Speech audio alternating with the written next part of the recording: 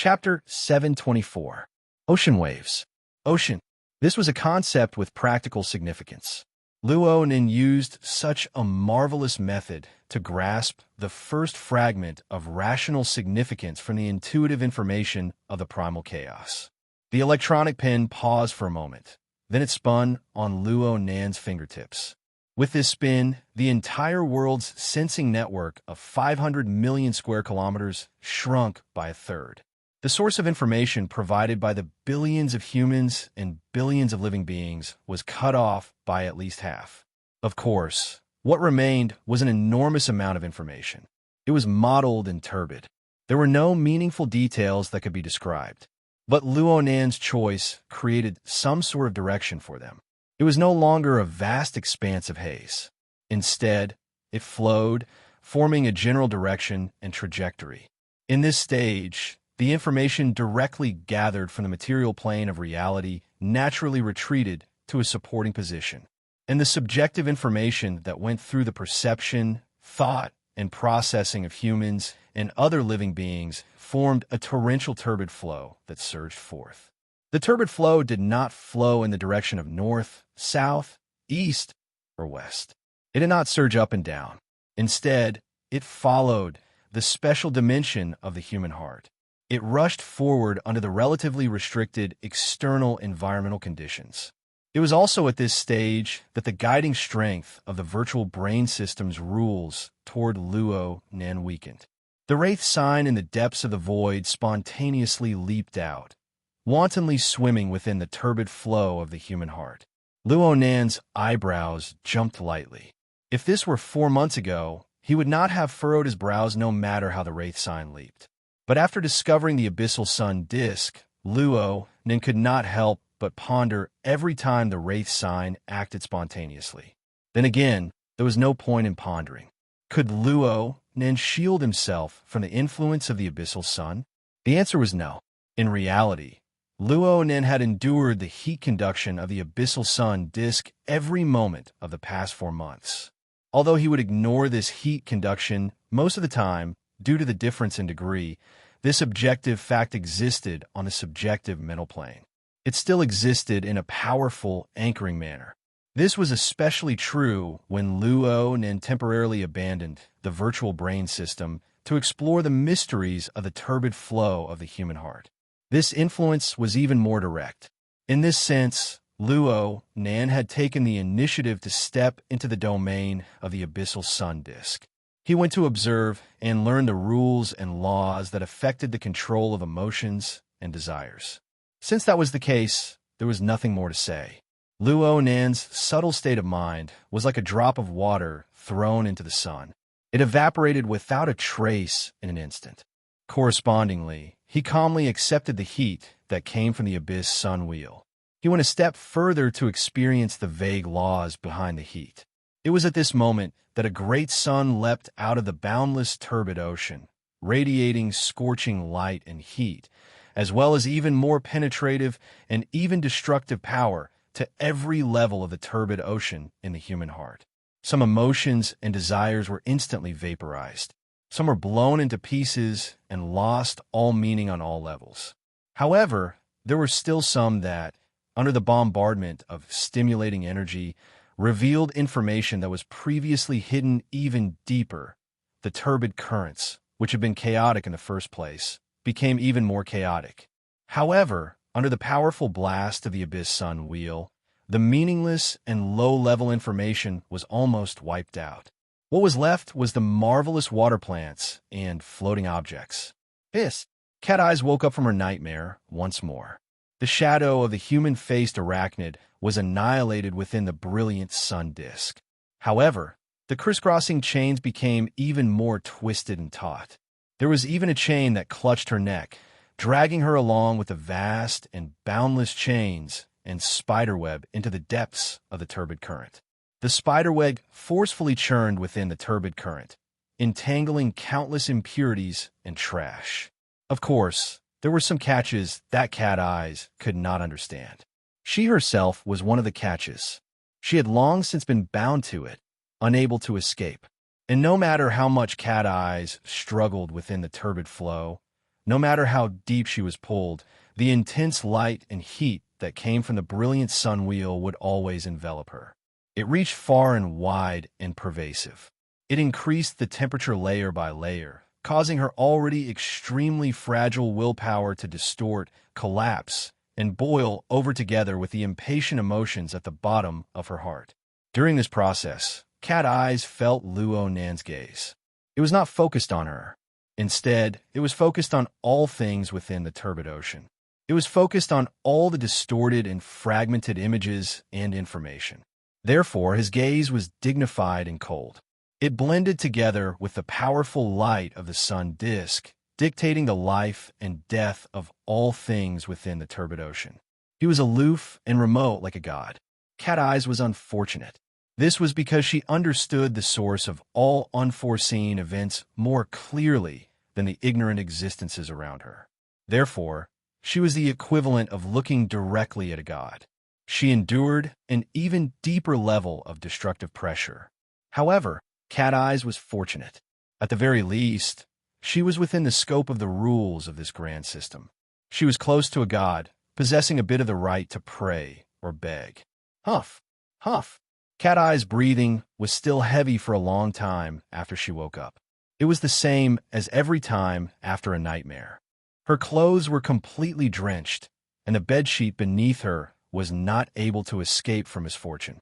A large amount of heat was lost, and the mental exhaustion was 10 times, 100 times greater. It caused her to hover on the brink of collapse. She wasn't even willing to get up. She just raised her eyelids with great difficulty and looked at the ceiling. Her vision was completely unfocused. Instead, Hiyuin's words from the early hours of the morning echoed in her ears. He is currently probing the world. What he probed out was a storm that stirred the world. That wasn't stirring. It was a calamity. Unknowingly, the angle of the sunlight from the outside world had shifted. It shone through the gap in the curtains and fell on the end of the bed, forming a bright edge of light. It also lightly stuck to her smooth calves, bringing a slight warmth. Cat Eyes instinctively twitched. Her calves shrunk back. She could not help but recall the reality of her nightmare, the memory of being illuminated by the radiant sun, unfathomable and pervasive. It was easy to find adjectives, but the experience of being penetrated, of being peeled open, of having no privacy from the inside to the outside, of having no cover at all. Even the most basic of self-esteem was unbearable. You bastard who bites the hand that feeds you. Cat Eye's little favorable impression of Luo Nan had only been separated by 2 nights, but had turned to ashes under the roasting of the sunlight. Of course, she definitely would not keep these words bottled up in her heart. Cat Eyes simply dialed Luo Nan's hexa-ear number, threw these words over, and hung up in an instant. Luo Nan responded in an instant, taking the initiative to call back. Sister Cat Eyes, are you okay? Even though it was the psychic wave network, there were some things that could not be said too clearly on this public line. Cat Eyes responded snappily, don't bother me. Then she hung up. Luo Nan was well behaved.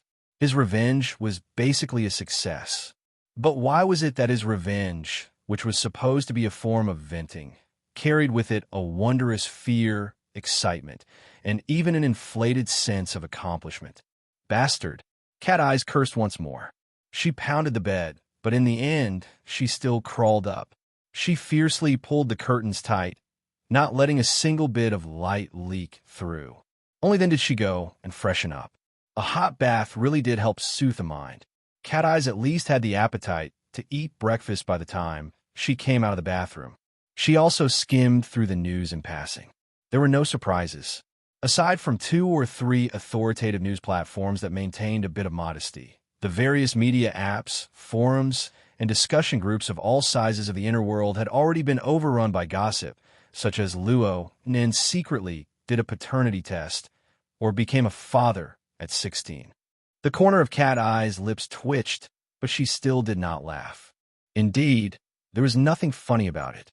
This was because Cat Eyes and other women who had a close relationship with Luo Nan were all within the scope of the sputtering attacks. Aside from Cat Eyes, Zhang Yingying and even He Wayne were caught up in these rumors. They were all spread around, and some of them were even accompanied by specious photos and video materials. Titles, such as Master Luo's Harem, actually became rampant for a time. Thanks to the genius teacher Luo, Cat Eyes actually had the momentum to become an internet celebrity of the inner world overnight. TCH, go find Her Majesty Empress Wu if you have the guts. With that person's high profile, there was no need to blindly take photos. There were plenty of photos and videos. During this time, Cat Eyes received messages of comfort and ridicule from her circle of friends one after another. She was basically unperturbed by this. From her perspective, if she really had to be tossed around like last night from time to time, then it would be better for her to be killed. She finished eating breakfast, but before she could even tidy up, her ears vibrated slightly. A new message was sent over, and it came from Luo Nan. Cat Eyes received it, and her eyelids twitched. It was a form, and the title was Paternity Relationship Appraisal Opinion. All right, after eliminating the meaningless standard phrases and the long list of gene loci, the final analysis and appraisal results were meaningful. The DNA typing of samples A and B at the 20 STR gene loci tested this time is unable to detect homologous hereditary genes. This does not conform to the laws of Mendelian inheritance. According to the results of the DNA genetic marker typing, it does not support the existence of a blood relationship between sample A and sample B. This was great. All the holes in one's imagination were slapped to death in the blink of an eye. Cat Eyes whistled, but before her voice could fall, the other side had already retracted the message. What came next was an awkward emoticon. I sent it wrong. I should have sent it to my friends and family to prove my innocence. Cat Eyes was stunned. She was really unable to match this awkward emoticon and message with the cold and dignified gaze from last night. Is there really nothing wrong with this fellow? Is there something wrong with me? Her thoughts flowed absent-mindedly. Only after a long while did she reply with a perfunctory "what a pity." This could be considered her usual attitude of taking pleasure in other people's misfortune. The other side instantly replied with another message, but this time it was a hand-drawn sketch. The center of the image seemed to be that of a woman, but the shadows of the lines were smeared away. All that was left was a faint, blurry silhouette. And behind this blurry silhouette, there was a technique of perspective. The depth of the image was realized, and another silhouette was outlined. As for why she noticed it, it was because Luo Nan had deliberately marked this silhouette. It looked like Chapter 725, The Psychic Drawing. After tossing and turning for an entire night, this was what came out. Cat Eyes endured the loathsome sun as she headed west from her home in the city center. She crossed several hundred kilometers to arrive at the black market in the outskirts of the satellite city of Xia City, Mangzhou. All of this was thanks to Luo Nan and his latest work. She had not forgotten that she had fallen into this pit in the first place because of this damned psychic drawing. A certain someone actually had the face to ask her to come out and scout for information. What did he mean by "it involves the black market"? It's not good to disturb Sister Yuan. It was clearly revenge. Revenge. She was muddle-headed. Why didn't she smash the drawing into that fellow's face back then? Oh, she couldn't hit him even if she did. Ungrateful, despicable demon, shameless to the extreme, still trying to act innocent after getting a bargain. In any case, Luo Nan couldn't hear it. Even if he did, Cat Eyes wouldn't care. So all sorts of negative adjectives and adjectives piled up like they were free. It would be best if she could crush that bastard to death. Cat Eyes kept cursing in her mind. At the same time, she didn't forget to memorize all sorts of details on the psychic drawing, especially the outline of the cruise ship. Luo Nan said that he had blindly drawn it based on his feelings, but this was a psychic drawing. With Luo Nan's current fame, there would probably be plenty of people fighting over it if he were taken out for auction. The location of the cruise ship on the drawing is too far away. Plus, its silhouette from the side. It feels like it's very high up. The top deck has many wing-like silhouettes. They might be antennas, bridges, and the like. Cat Eyes, whose mind was busy, finally stepped into the vagrant trade center known as the Wild Inn. The style of this cave-like building was closer to the original ecology. There were fewer customers during the day, so the owner took the opportunity to stock up and deliver goods. This place was more like a freight yard than a hotel. The bar on the first floor of the tavern was only open in the corners around the bar counter. The lighting was deliberately dimmed. The atmosphere of private transactions came out, but whether or not it had any practical significance was another matter. At the very least, for the mental cat eyes, she could pretty much see the overall layout and all the minute changes after entering the tavern. Oh, is this too coincidental or too unfortunate? Around the bar counter, there were a few private booths pieced together by high-back sofas. The seats were more or less full, and they were all conversing in low voices. Cat eyes walked in casually, inevitably drawing everyone's attention. Most people only raised their eyes and quickly focused on their own matters. Only the innermost side of the room was a little old man who happened to be facing the outside. He winked at her and bared his teeth. Cat eyes responded with a wink. She casually pointed to the bar counter beside her, indicating that they should each do their own thing. The stooped, lazy, and spiritless little old man was none other than Xia City's branch's veteran B-rank psychic. At the same time, he was also an expert in soul studies, Mr. Bai. They were all acquaintances and friends. The more was like this, the more they would pay attention to protecting each other's privacy. Under such circumstances, a simple greeting was enough. On the other hand, the person sitting opposite Mr. White deliberately turned his head and looked at them a few times. Cat Eyes only felt that the fellow looked familiar, but she couldn't recall who he was for a moment. She simply ignored him. She then sat in front of the bar counter.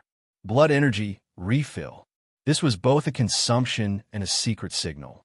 Using an expensive drink like blood energy that required honor points indicated that I needed high-end services from the inner world. In the Wild Inn, such high-end services were usually information. As for refill, it indicated that I had an account here. I also made an appointment. The purpose was clear. Don't try to fool me with low-end stuff. The bartender revealed a professional smile. He quickly took out a sealed cup of blood energy from the expensive and sturdy safe beside him and placed it on a tray. Aside from the blood energy, there was also a small flexible screen on the tray. A series of items were listed on the screen. Cat Eyes finished scanning the items on the flexible screen in the time it took her to open the packaging. She then rolled her eyes. You guys are going to go bankrupt here, right? Huh. The time to make an appointment is a bit short. I understand that you didn't make enough preparations, but you don't need to use information from a week ago to trick me. Also, you can count these two small dinghies as cruises. Can your family's cruises enter an underground river? The bartender's professional smile crumbled a bit. He didn't wait for Cat Eyes to respond when a figure came over and knocked on the counter, indicating for the bartender to get lost. Don't embarrass yourself here. Consider today's pay your training fee. Go work hard. The bartender was a bit stunned. Young Master Zone? Go, go, go. I'm going to chat with my friend. As he spoke, the person who just came over laughed and greeted, Oh, my little cat, long time no see. You just came out of the hospital. Did you get your alimony payment? It was this fellow who had been talking with Mr. Bai just now. He even turned his head to size her up. Cat Eyes lifted her eyelids and swept her gaze over the person's face twice. She finally remembered who this round-faced and slightly plump brother was. She didn't say anything. She picked up the blood energy drink and flipped her hand to pour it over. Holy crap, that person suddenly flipped over. His figure could barely be considered nimble, but he was still splashed on his shoulder and the corner of his head by the drink worth 2 honor points. He cut an extremely sorry figure for a time. Cat Eyes didn't follow up with an attack. She only said, It's yours. It's mine, it's mine. It's mine. That person accepted the towel the waitress handed over. He hastily wiped his face twice and was willing to accept his punishment. Someone who could speak to Cat Eyes like this was indeed an acquaintance. He could barely be considered a friend. Young Master Zone's name was Zong Yun. He was also a registered member of the Xia City branch. Plus, he had a good father. He was one of the branch's 3B rank fleshly bodies. He was the combat master Mr. Zong Ji, who was famous for his perfect rotation. Although Zong Yun had learned from his family, Zong Yun was a wanderer. He didn't have many accomplishments in the field of combat techniques. He stumbled and barely crossed the C rank barrier. He had an identity in the society, so he put all his enthusiasm into the world of sensual pleasures. He flew all over the world all year round. He spent very little time in Xia City. All right, back in the day, this brother also chased after cat eyes. But one time, as an assistant, he personally demonstrated the magic of being pierced through the anus by a flying needle. After that, he kept a respectful distance from cat eyes. Please forgive me for today's matter. Last time, that beige from the Order of Justice went crazy with alcohol. He brought a bunch of people and pretty much massacred this place. The experienced ones either died or fled. We, the ones who took over, were helpless. Cat Eyes raised an eyebrow. You're here, little boss. Little boss. Participate in the stock market for fun. Let my old man feel at ease. Oh, then I wish you good fortune. Cat Eyes swept her gaze over the simple and crude furnishings of the cave. She gave him some auspicious words without any sincerity. Playing in this area of Xia City is a small business. It doesn't have much of a future. I'm counting on my old friend to take care of me. Zhong Yun fawningly delivered 2 cups of blood energy. Of course, it was free. If it weren't for my old man getting angry, I wouldn't have invested this money in Xia City, even if you beat me to death. If I had the spare time, I could have run to Ban City, T City, or Luo City and invested in a small shop. As long as I could make money from both sides, I might be able to shake it up in 2 years. But here, when I think of the 3 heavyweights and Professor Luo, I tremble. My heart trembles. Cat Eyes picked up the cup and faintly smiled. This was also a vagabond trading house. Disregarding the 3 typical examples that Zhong Yun had mentioned, it was not without reason that Spring City had become a market, but this place was a wild inn. The vast majority of vagabond trading houses made money, including the Wild Inn. But this sort of black market that wandered on the fringes of multi-layered society inevitably faced a considerable degree of competition. Its greatest competitor was the internal resource market of the ability user associations and other interworld organizations. Within a large metropolitan area, the ability user associations, secret orders, and other large organizations didn't need to look at reports or look at industries. They only needed to look at whether or not the vagabond trading houses and similar black markets in the vicinity were flourishing or not. The relationship between the two was clearly inversely proportional. At the very least, at the extraordinary level, the more resources a branch of the society or secret orders controlled, the stronger their control over the city, and the smaller the space for the black market to survive. On the other hand, if the large organizations were poorly managed or intentionally connived, or if there were many organizations competing and keeping each other in check, the black market would have the opportunity to expand wantonly. Ban City, which was filled with all sorts of religious sects, T City, which was known as the paradise for maritime explorers, and Luo City, which was a tax haven, were all in such a situation.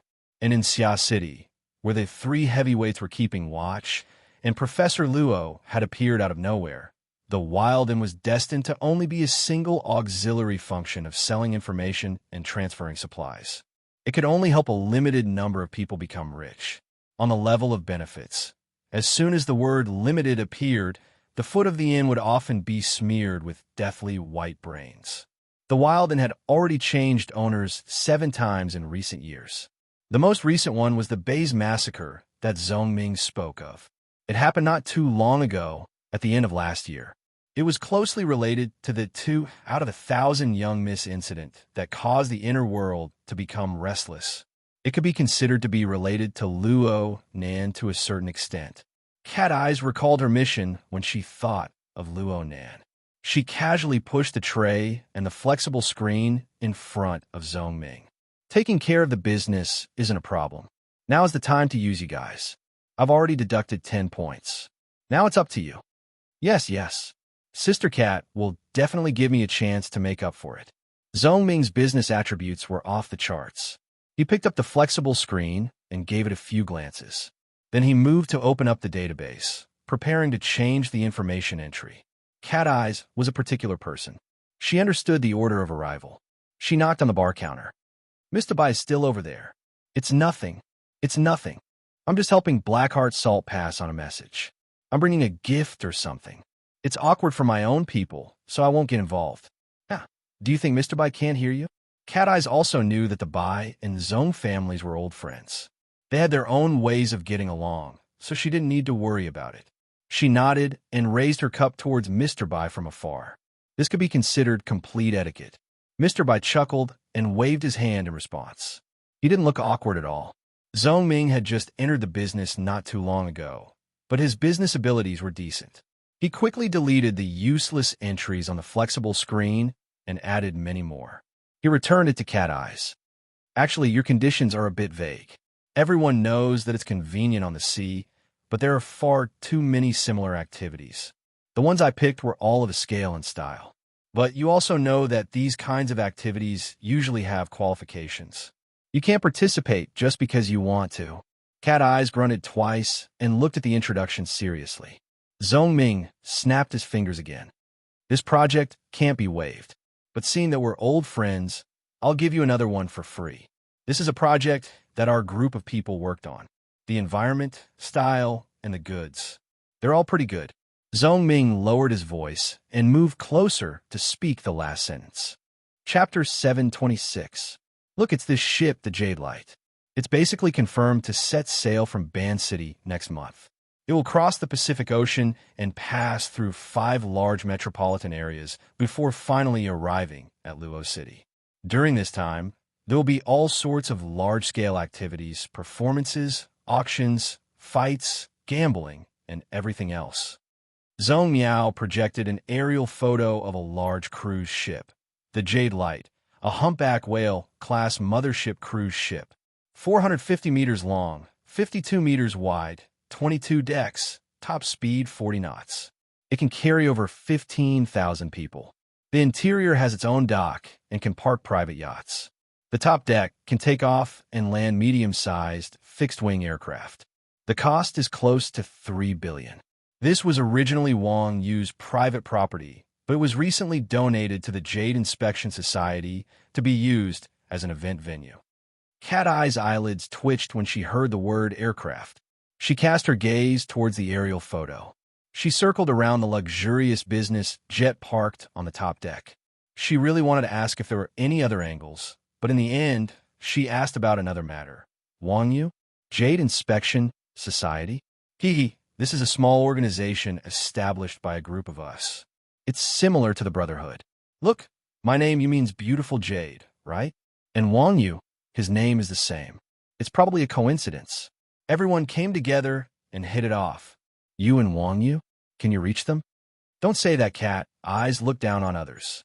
Wang Yu's name wasn't special, but there was probably only one Wang Yu in the world who could casually donate a luxury cruise ship worth $2 billion. She was the chairman of Jadeite Investment, one of the largest private shareholders of Quantum Corporation, and possibly the most powerful youth in the world. Don't even talk about Zhong Miao. Even Zhong Miao's father, a veteran Burang powerhouse and a combat master, Zhong Miao, was an unreachable distance away from her. Hey, you, don't hit my face when you hit me.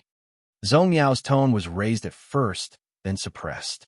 In the end, he could only respond with a mischievous smile. I can't be mentioned in the same breath as Wang Yu, but it's not like the difference between heaven and earth. Look, Blackheart Salt is her girlfriend. I grew up wearing the same pants as her, so why can't I reach her? Ouch. Zhong Ji also realized that he had made a slip of the tongue. He didn't even dare to turn around to look at Mr. White's old face. He smiled awkwardly and sped up.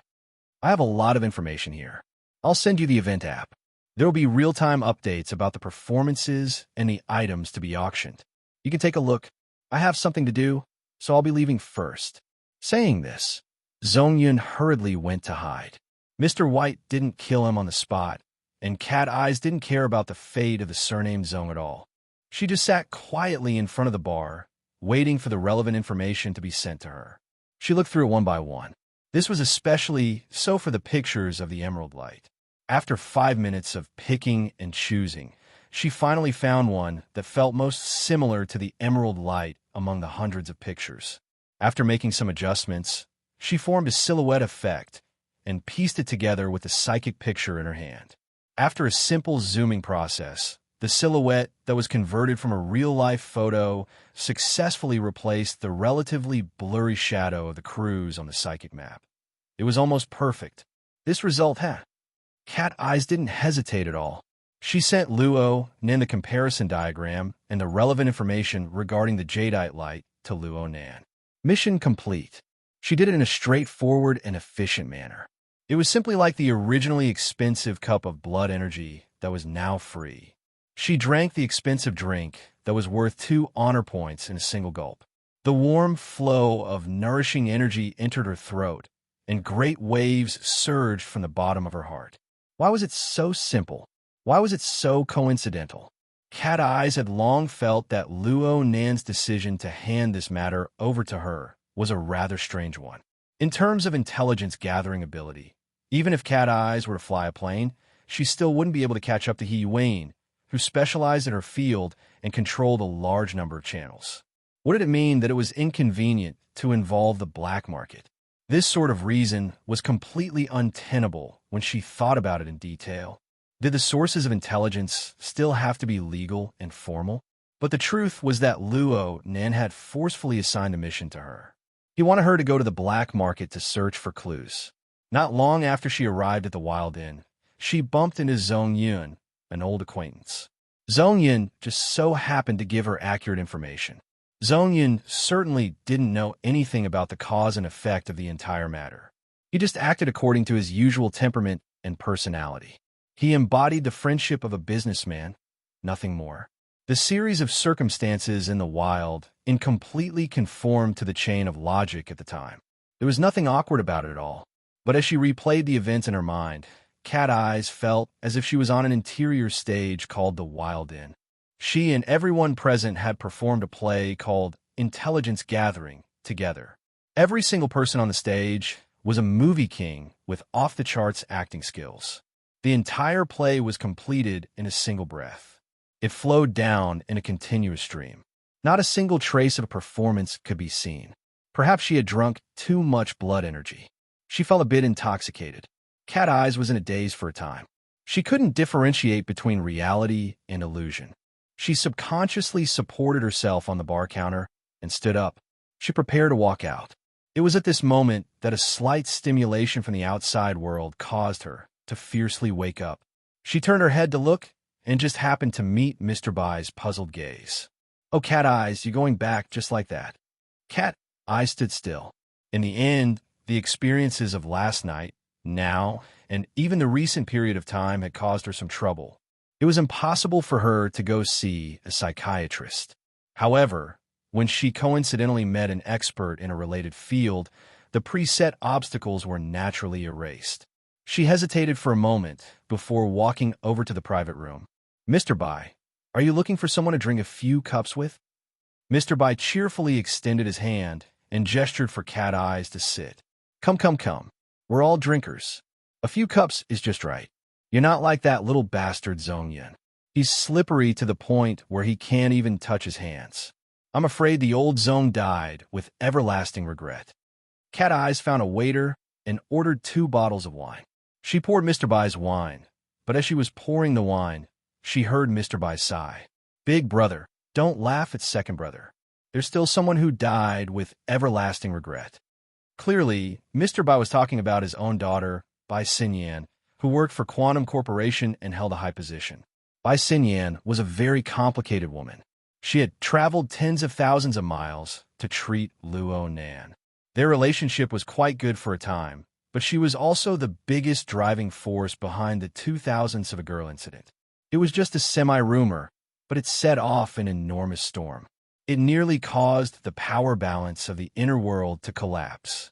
Cat Eyes and Bai Xinyan's friendship was mediocre, so there was no need for her to make any comments.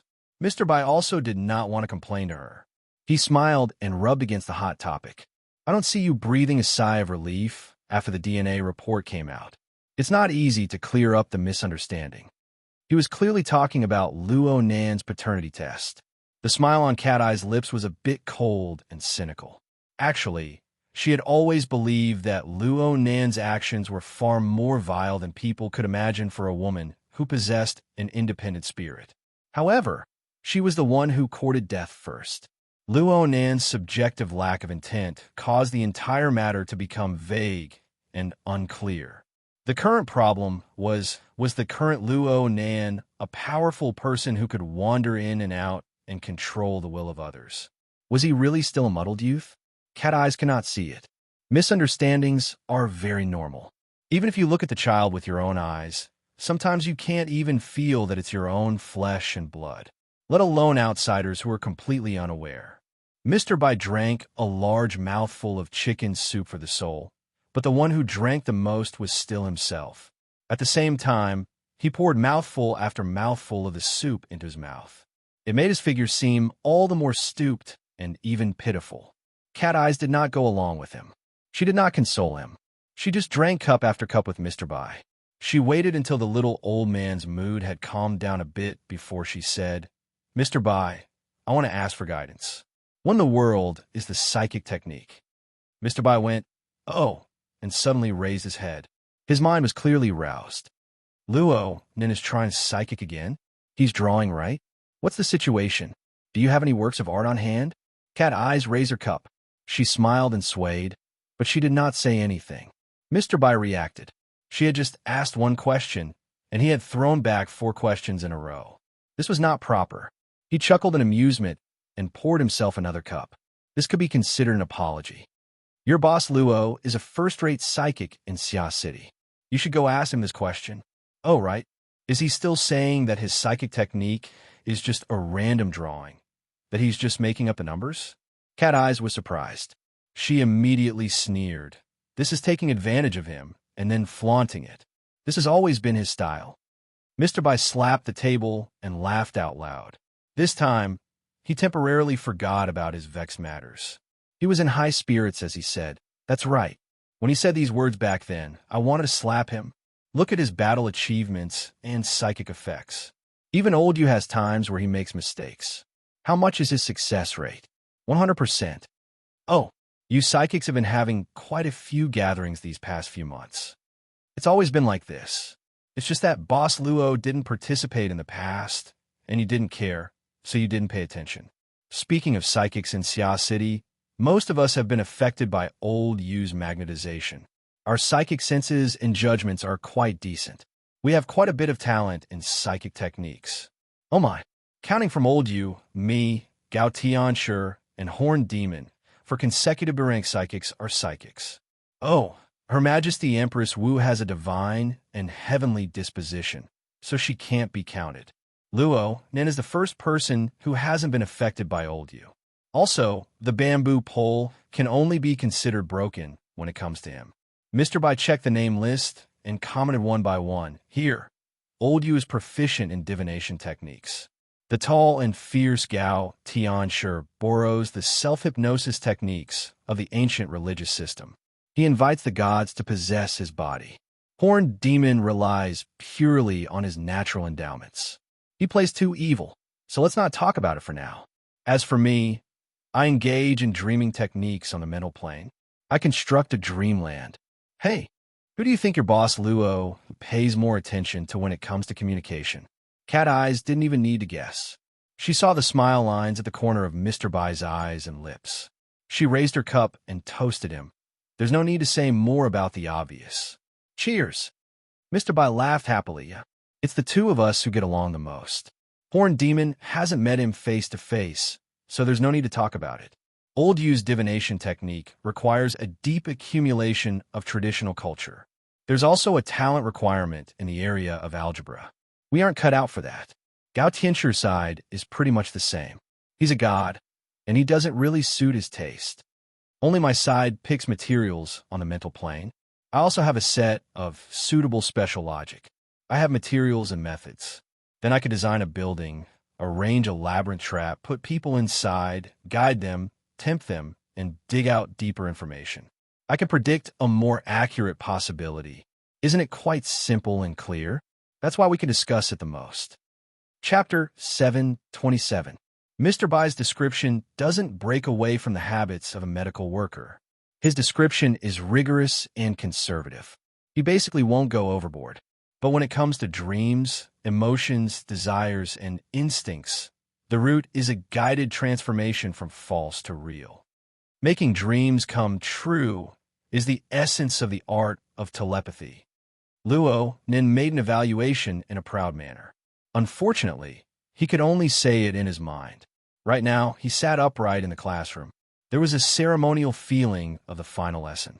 The school's courteous, helpless, and resolute suggestion and the results of the family meeting had basically decided that Luo Nan's 96 to 97 school year would end early. Right now, it was just a matter of going through the motions. As for when he would return to school to continue his studies, there was still no definite date.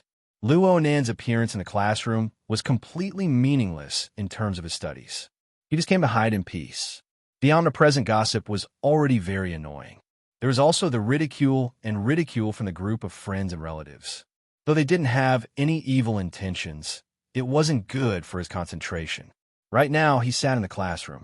He automatically blocked out the teacher's lecture and the surrounding noise. He received the information from Cat Eyes and carefully reviewed it. Luonin didn't mind Cat Eyes chatting with Mr. Bai and talking about him behind his back. At most, he would just spit out a mouthful. He knew that Cat Eyes had been quite distressed recently. If she had asked him directly, he wouldn't have been stingy in explaining it. But if she didn't come looking for him, he couldn't force himself to say, "I tormented you last night because of OXX. There's no problem.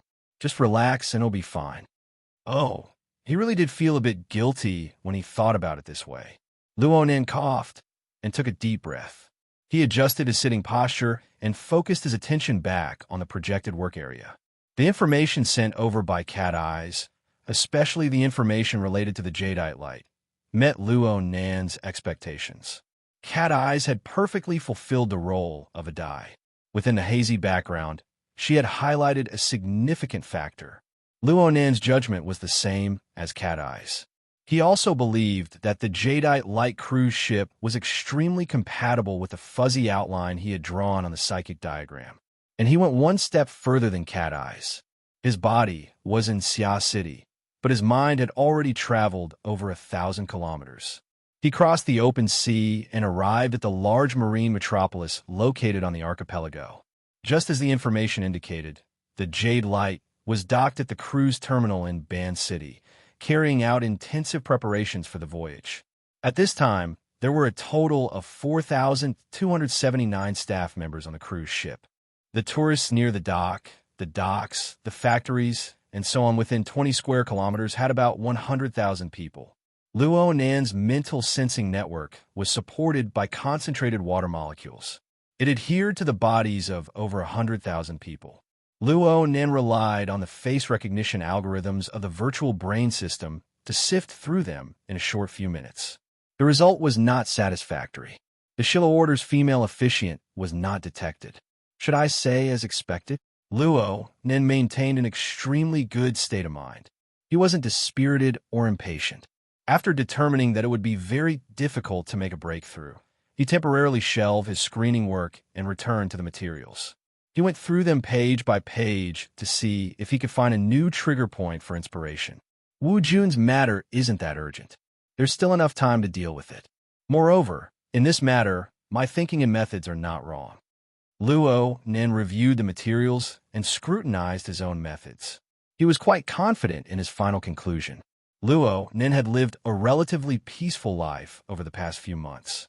Aside from the incident he caused in Spring City 2 days ago, and the occasional mental wandering that caused trouble for the explorers who were searching for a needle in a haystack, he basically did not have any other major operations. No one was blind enough to provoke him. Therefore, these 4 long months of peace were a period of sedimentation for Luo Nan. It allowed Luo Nan to truly make up for his most lacking extraordinary theoretical foundation. There was the virtual brain system that came from an unknown civilization. It was mature, profound, complex, and rigorous in its configuration and dynamo core design rules. There was also the crystallization of various theories that were still in its early stages on Earth. They were mainly guesses based on experience, but there was no lack of resplendent brilliance.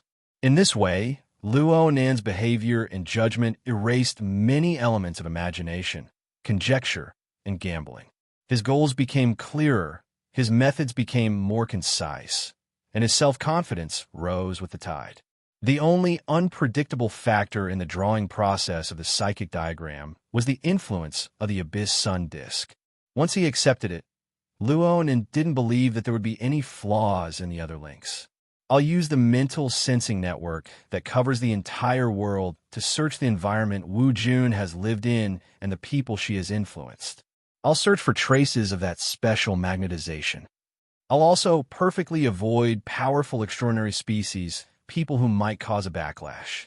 Then I'll use the observation and special intuition tempered for my speed writing practice to extract concise feedback from the vast background information.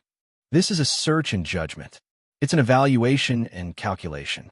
At the same time, it's an associative creation. This is my forte. Luo Nan's mental senses and the acuity of his psionic senses went without saying. They were top-notch in the world.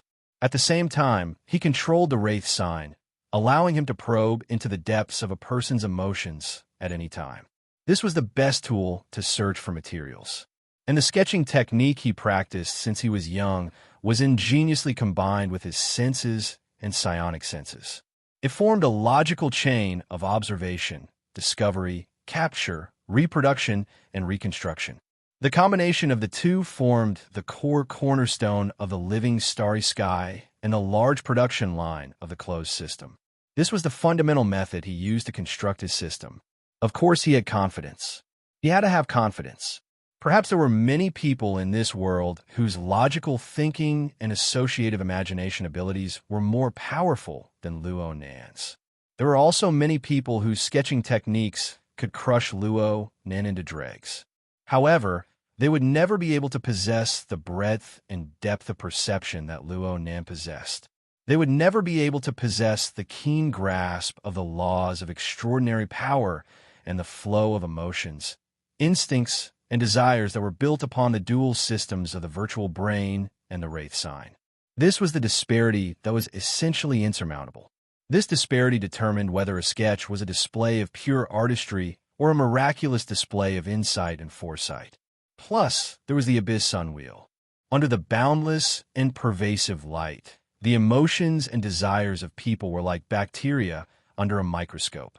They were magnified and dancing in an exaggerated manner, full of sensitivity and desire to express themselves.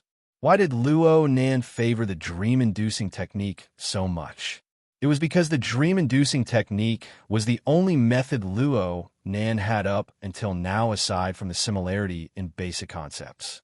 He could partially explain and practice the Wraith sign system, receive, and utilize the power of the Abyss Sun wheel. Of course, the influence of the Abyss Sun wheel was like an enormous, turbulent wave. It felt good to have the wind and the current go smoothly, but it would overshoot if one wasn't careful. The psychic technique can retrace the past. It can foresee the future. The dream-inducing technique plus the Abyss Sun wheel, along with my original creative intent, are all aimed at foresight. But right now, the driving force is hard to control, and the information I extract and associate is far too jumpy. I can't find Wu Jun right now. Excluding the possibility of the psychic failing, it's more likely that this matter hasn't happened yet. Luo Nan wrote and drew in the virtual work area, arranging the information he had gathered. He also began to interpret the results of his own psychic technique. If this is the case, then there are quite a few missing links that need to be filled in before the scene of foresight. Oh, I also need to pay attention to the problem of the psychic main body. Wu Jun's whereabouts is a problem I urgently want to know. It is related to my personal interests. Therefore, the construction of the dream-inducing world and the rules of its operation revolve around me. The results obtained through psychic communication and divination must be established on the foundation of my deep participation. In this way, the jadeite light isn't simply a place where Wu Jun will appear. It's the intersection point between me and Wu Jun. I can come into contact with the jadeite light at any time, but the intensity of observation shouldn't be enough. Then do I need to personally go there? The psychic technique isn't tampering with the world line. Instead, it's a kind of observation, grasp, and conjecture of the natural development trend. In other words, if things continue to develop according to normal circumstances, I might have a higher chance of boarding the Jadeite Light and meeting up with Wu Jun there. 15 minutes ago, the concept of the ultra-luxurious giant ship, the Jadeite Light, didn't exist within Luo Nan's knowledge. However, the current location of this giant ship was the cruise ship dock of Ban City. Ban City was a place Luo Nan had to go to in the next few days.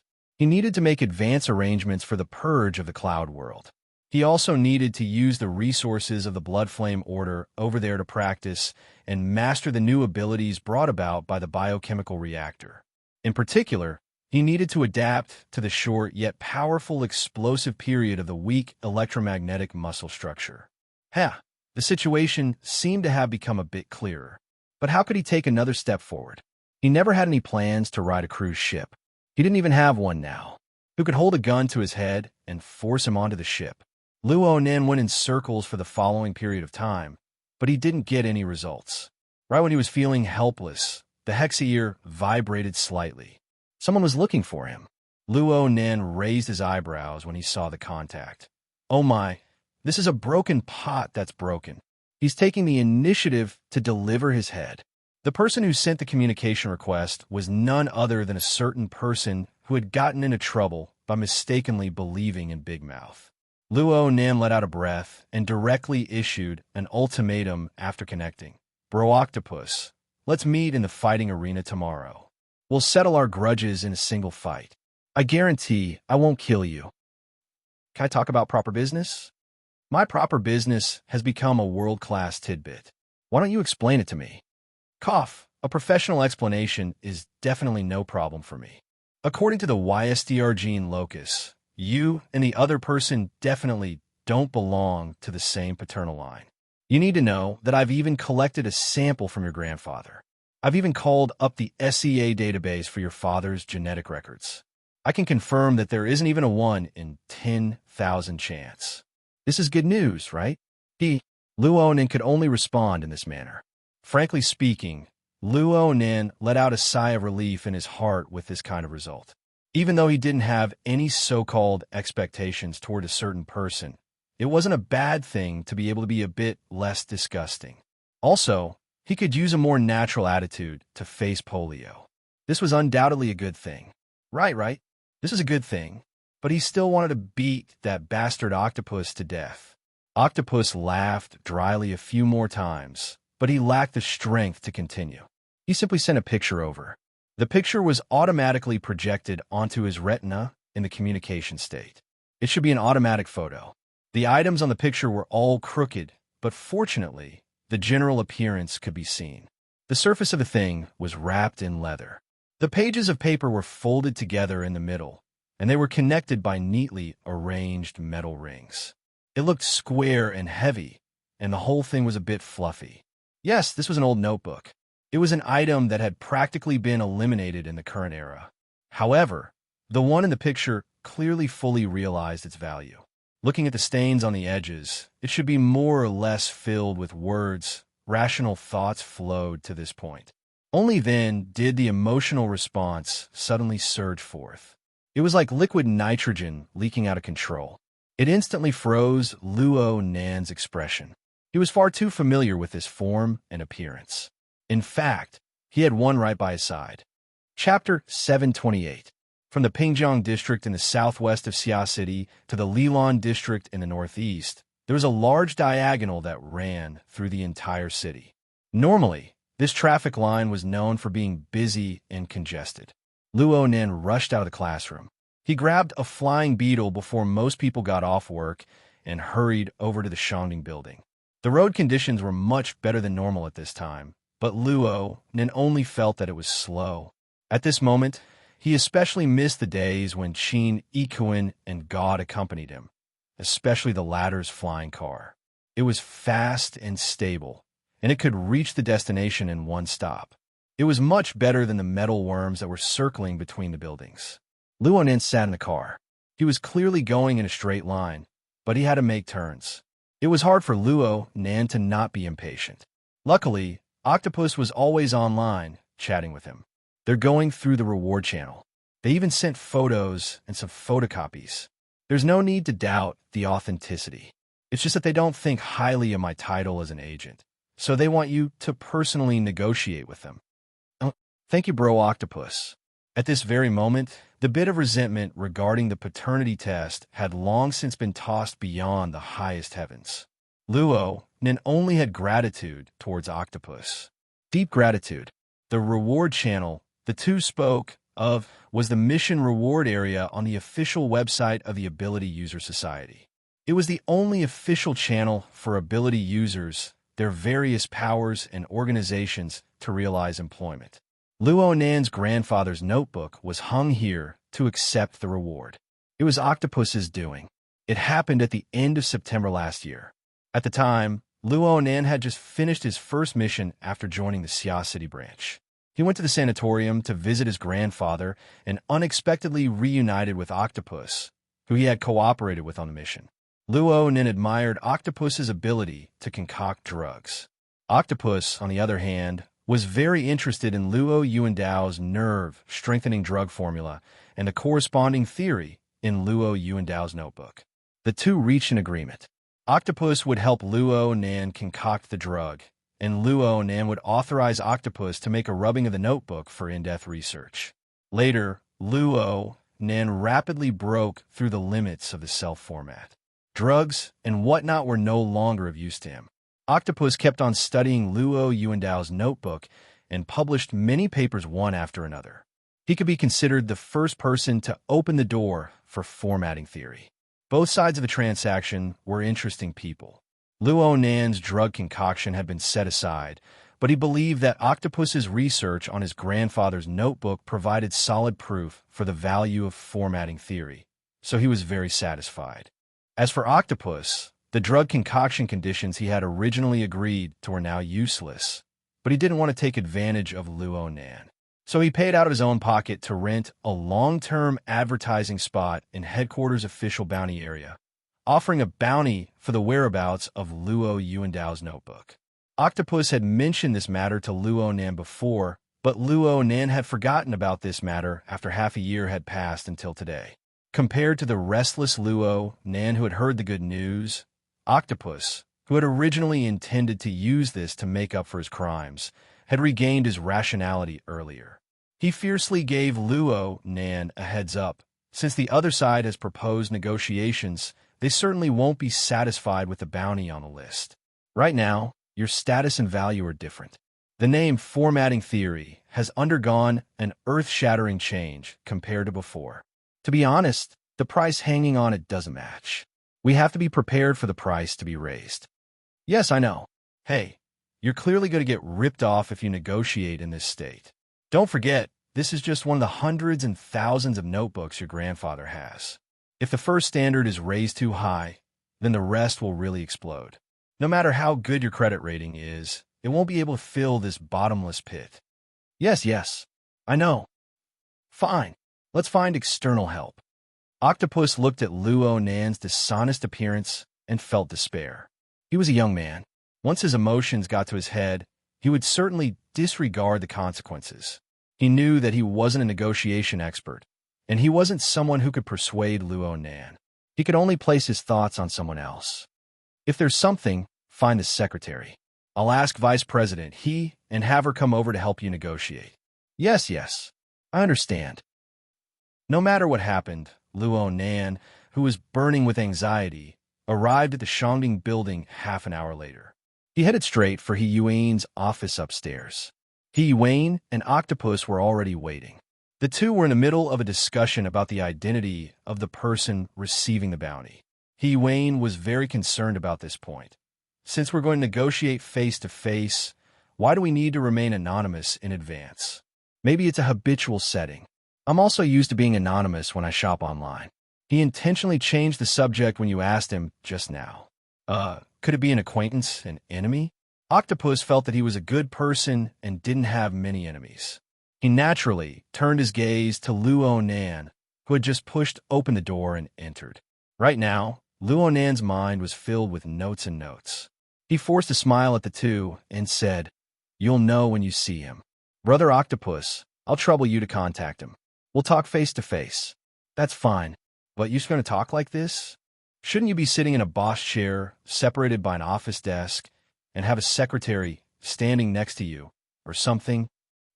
You're wearing a school uniform. Luonin knew that Octopus was purposefully teasing him, but he still couldn't help but grin.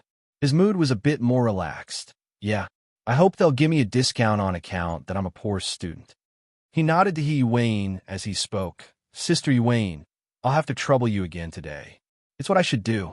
Wayne responded with a smile. Today, Wayne was still dressed in formal business attire. Her hair was tied up, and she wore a simple and generous white shirt on her upper body. Her lower body wore dark-colored trousers paired with heels of the same color.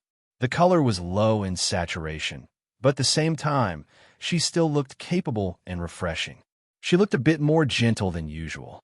Needless to say, this kind of makeup, her slightly drooping cheeks, her solemn and dignified aura, and she quietly stood slightly behind Luonan. She really did have the style of a first-class secretary. It was just that the school uniform of a certain someone in front of her was too out of character.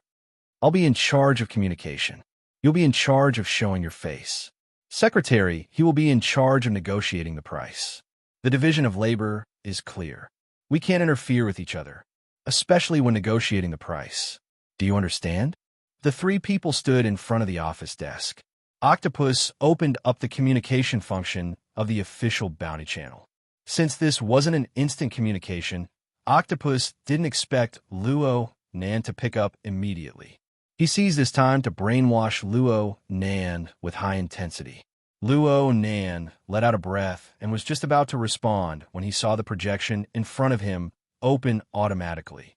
It showed that Luo Nan had received the message and had agreed to make a video call. Ah, he's here. The gazes of the three people focused on the projection area at the same time. First, a deep blue sky appeared over there. There seemed to be the whistling sound of the wind. The camera here shook endlessly. A face that seemed to be male entered and exited the image several times. It was only after a few adjustments that it finally stabilized. Oh, Luo Nan, Boss Luo. I see the real person. It really was a male. He spoke in a slightly resounding tone and spoke in a familiar manner. He felt like a rather extroverted person. Truth be told, this person's appearance was a bit simple and clumsy. His forehead was quite a bit wider than an ordinary person's. His eye sockets were deep, making his forehead look like a deformed bulge. It was quite eye-catching. Luo Nan subconsciously examined him. Oh, why does he look a bit familiar? Have I seen him somewhere before? A thought suddenly sprouted in his mind. Before he could react, he heard Octopus groan to the side. Crap. The person in front of him had already cracked a smile at this time. He laughed happily. This is the first time we've met, but you should have heard of me before. I'm a horned demon. Luo Nan was stupefied when he suddenly heard this title. That's right. He really had heard of this name before. Just an hour ago, Mr. Bai was drinking and discussing heroes. He had even mentioned this person. The Horned Demon was the only one Luo Nan had never seen out of the several veteran B rank psychic types in Xia City. Hold on. They were from the same branch. This should be a good thing. Why did Octopus say crap? Right when Luo Nan was confused, the Horned Demon's line of sight had already shifted. It streaked across Octopus's face and finally stopped at Wayne. His long and narrow eyes, which appeared especially bright and clear, froze. Then a smile blossomed on his face as his entire face revolved around these eyes. Oh, look what I see. A beautiful woman. A woman. The Horned Demon's tone became even more resounding, so much so that there were signs of his voice breaking. He was like a lousy opera singer who began his performance in front of the camera. I don't know how to address this lady. Wait a moment. Let me guess. I don't know anyone from the branch, but there's such a stylish beauty. Don't tell me she's the legendary vice president of the Burners, someone's professional secretary, Mrs. Wayne? Wasn't his performance a bit too exaggerated? Luo Nan's brows subconsciously wrinkled, and the Horned Demon's face abruptly disappeared from the camera in the next second. This time the camera followed up in a timely manner. It scouted down and captured the figure of the Horned Demon. The camera only reflected the back of the Horned Demon. This was because the horned demon's knees and hands had fallen to the ground, ignoring the filthy dust and mud. His head heavily smashed onto the countless wrinkles of the red earth wasteland. At the same time, he loudly shouted, "Grandma Yuane, I'm sorry." Luo Nan was stupefied, but Yuane reacted faster as the person directly involved. She whispered in his ear, "I'm going to hide for a bit." Then she flashed out of the door. On the other side of the camera, the horned demon straightened his upper body. He raised his hands in an exaggerated manner before knocking them down again. He was still shouting, "Grandma Yuane, I'm sorry. Grandma Yuane, I'm sorry." After shouting 3 times and kowtowing 3 times, the horned demon crawled up from the ground. He patted off the dust and mud as if nothing had happened. Done? What's going on? Luo Nin was really confused. No matter how much he imagined, no matter how detailed, it was impossible for him to think of this situation. Octopus held his forehead with his hand, covering half of his face. He lowered his voice and said, "This is the reason why the horned demon lingered in the wilderness. Back then, he suffered a crushing defeat against Her Majesty Empress Wu. The agreement he accepted was that he would kneel down and shout 'Grandma, I'm sorry' 3 times whenever he meets a woman within 3 years. Only he could endure this kind of condition. Her Majesty Empress Wu. Right now, it's not related to Empress Wu, right?" On the other side of the projection, the horned demon wiped his forehead in passing, but it made the mud even clearer. He didn't care. At the very least, this was what he said. "Right now, it's about the bounty. You guys only put up 10 points. This is too insincere. With Boss Luo's current status, it shouldn't be a problem to multiply it by 100, right? 1,000 points? Why don't you just rob a bank?" Octopus slammed the table. "You think selling you is worth 1,000 points?" The horned demon simply didn't respond to Octopus's words. He extended 3 fingers and shook them in front of the camera. Also, the 3 kowtows before were solid enough. "Isn't it interesting to watch? Hee. That's not free. 3 times. Raise it by 3 times, and this notebook will be yours." Chapter 729. Increasing it by 3 times would make it 3,000 points. Frankly speaking, Luo Nin didn't have any special intuition when he heard the number that jumped out of the horned demon's mouth. This was because he had yet to establish a direct perception of the purchasing power of honor points. Octopus slammed the table at this time. "Horned demon, what the hell are you doing? Is the ability user society going to collapse? Are the points useless? Are you King dreaming? Oh my, now that you're following a new boss, even a soft octopus can explode with thorns." The horned demon mocked mercilessly. He turned to Luo Nan and made a zipping motion with his mouth. "Shut him up, or else we can multiply the number." Luo Nan stared at the image of the horned demon. Common sense finally struggled out from the depths of his restless heart and arranged into a series of normal logic. The price of labor in the ability user society was relatively stable. 1 to 2 points could be used to hire high-level professional support personnel to carry out non-combat missions. 3 to 4 points was basically the highest reward assigned for a group combat mission. 5 points and above could be considered a high reward. 10 points was a sky-high price. Usually, it was the price paid by extraordinaries or the use of high-level public resources. If it was a bit more mundane, 1 point could be exchanged for 1 million according to the market price of credit points. However, this was a publicly recognized price that was lagging behind. Practically no ability user would do such a stupid thing. Luo Nin opened the credit system due to the negative value of his points during the 2000th miss incident. His credit limit at the time was 1,000 points. In theory, that was an overdraft of his strength and potential at the time. It was the highest evaluation. In this sense, Octopus had a basis for saying that the horned demon wouldn't be worth 1,000 points even if he sold himself. Of course, Luo Nan's credit limit was 1,800 points. He was basically at the highest level below extraordinaries. His savings reached 700 points.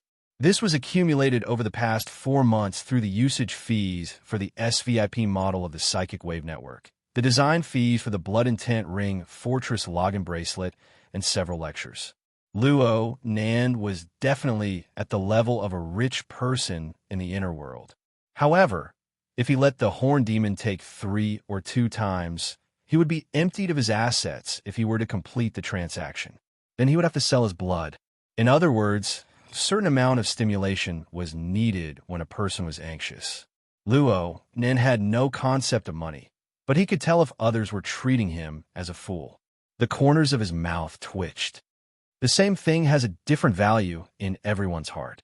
Therefore, a transaction is a voluntary transaction. However, if one party isn't sincere, then there's no way to talk about a voluntary transaction. The centaur immediately applauded. Look, Boss Luo is quite good at speaking. To be able to say doubtful words so beautifully.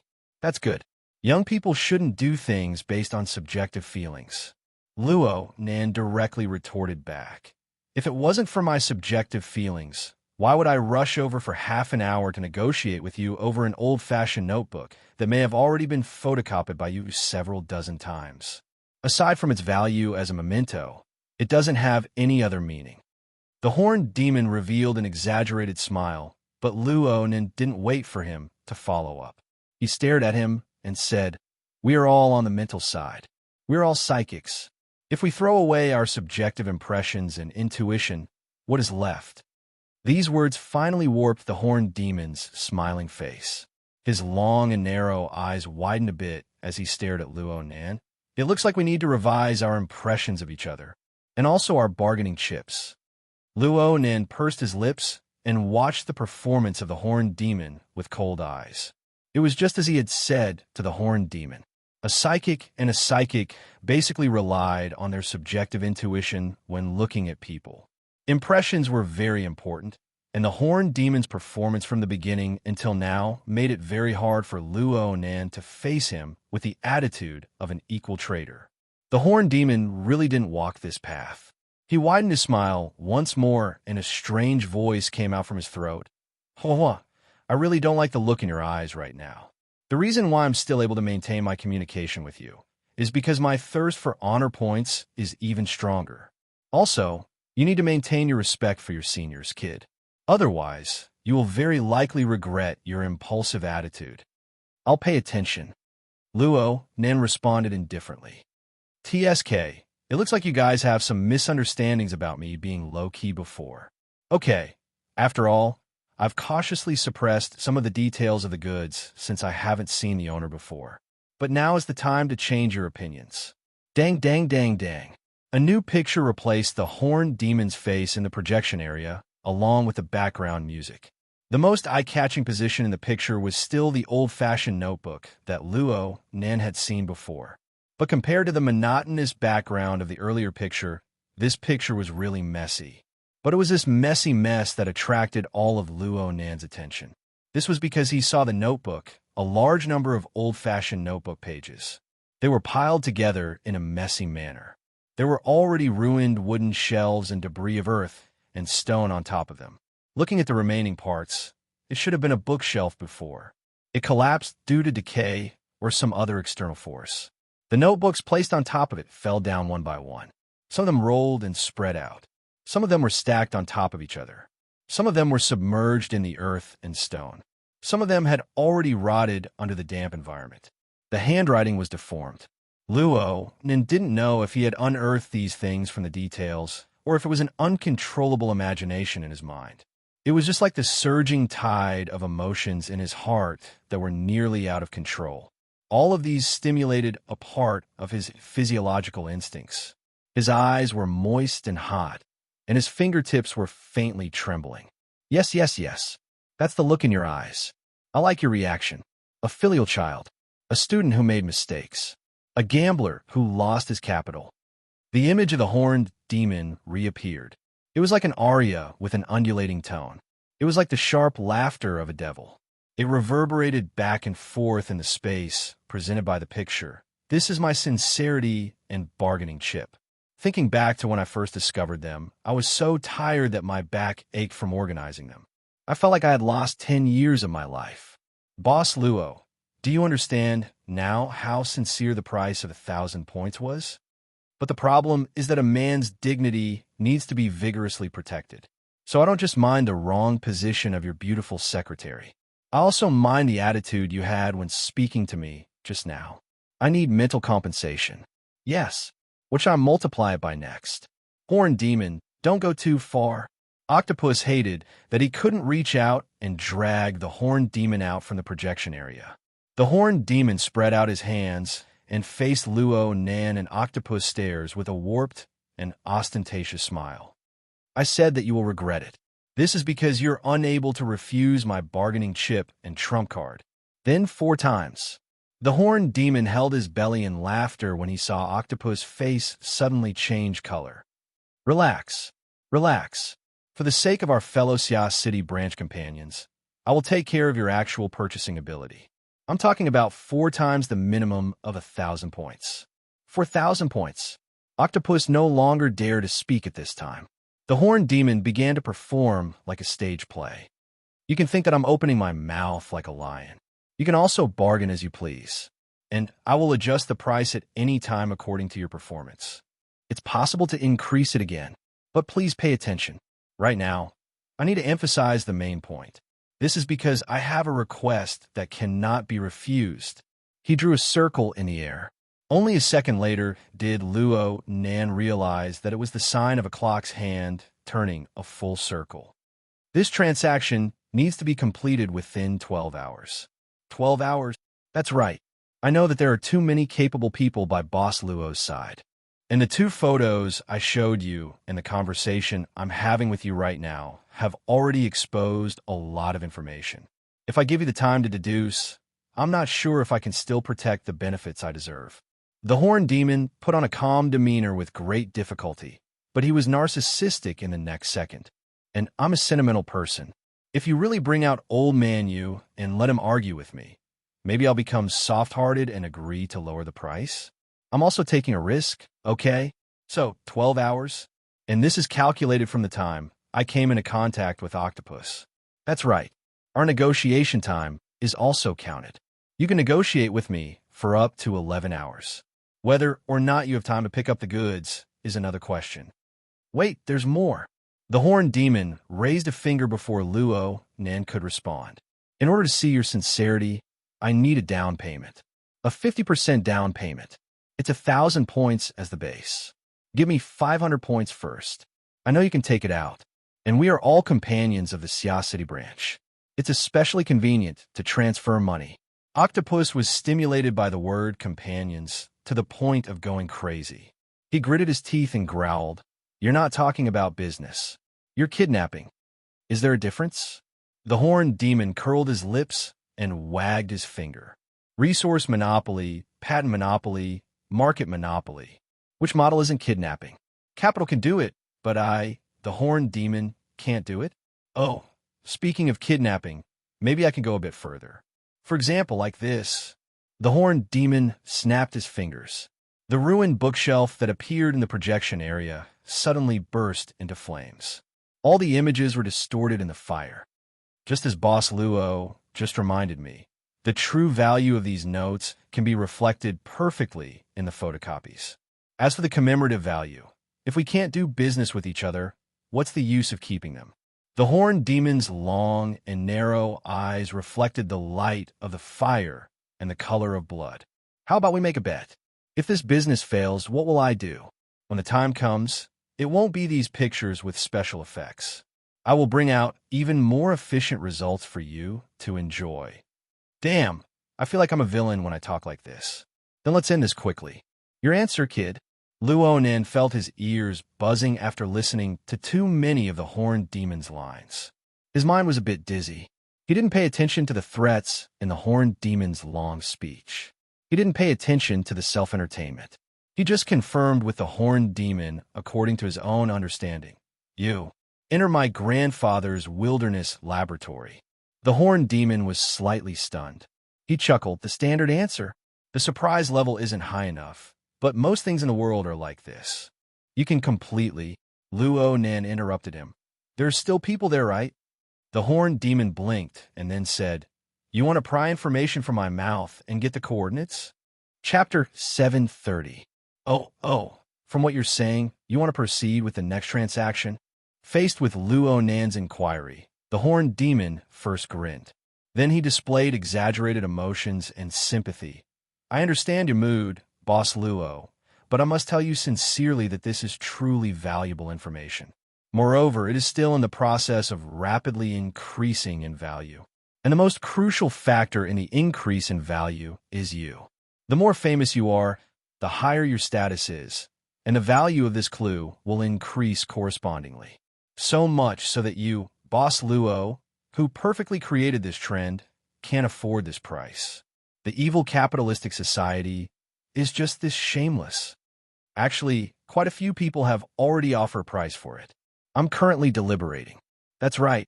I can tell from your eyes that your guess is correct. I will do my best to utilize the practical value of these notes. In any case, you just want a commemorative value, right? The horned demon quickly returned to his distorted, smiling mode, and he laughed even more cheerfully. It's still the same words. Everyone needs to revise their impressions of each other. Actually, I'm a good person, but it's not easy for people to understand me. I especially need people's respect and trust. I hope you won't disappoint me, Boss Luo. Okay, Boss Luo, you must make a decision now.